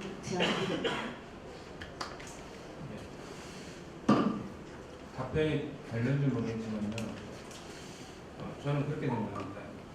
우리나라가 빠른 속도로 빠른 속도로 발전을 했죠. 모든 거에는 빛과 어둠이 있다고 봐요. 빛은 결국은 경제 발전으로 산업화로 빨리 발전했어요. 대신 공공이 보호해야 될 사회는 많이 보호하지 못했어요. 그걸 민간으로 돌렸어요. 그래서 결국은 아파트가 결국은 사업화되는 거죠. 그래서 단지까지 나온 거죠. 왜냐하면 단지로 만드는 게 가장 많은 양을 만들 수 있으니까, 보장할 수 있습니다. 그 대신 도시의 질은 떨어지는 거예요. 지금은 공공에서 그걸 해야 된다고 합니다. 이 아파트가 단지 민간의 재산을 생각하시면 안 돼요. 왜냐하면 도시에 있기 때문에 도시의 많은 것들은 공공이 세금을 내서 만드는 거예요. 그러면 당연히 이거는 민간 자본이긴 하지만 공공 자본이기도 해요. 그래서 그거를 다시 재생을 해야 된다고 봅니다. 그러려면 공공의 역할이 분명히 중요하고요. 좀 전에 말씀하신 그 민간의 활동들이 왜 이상하게 되느냐. 저는 그 활동 자체가 분명히 주민들의 자발적으로 만들어진 게 아니라 다른 목적으로 이루어진 것들이 같이 만들어지는 것 같아요. 예를 들어가지고 예전에 재개발 추진위원회들 있잖아요. 그러면 그것이 과연 주민들이 다 바라냐. 거기에는 주민들한테 다른 기대감을 줬기 때문에 그런 것들이 집단 이익적으로 만들어지거든요.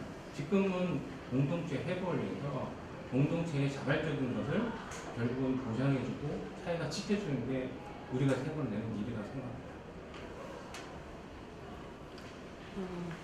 사실 이 자리가 지자체에서 한 분 정도는 참석해야 되는 자리가 아닌가라고 생각되는데요. 네네.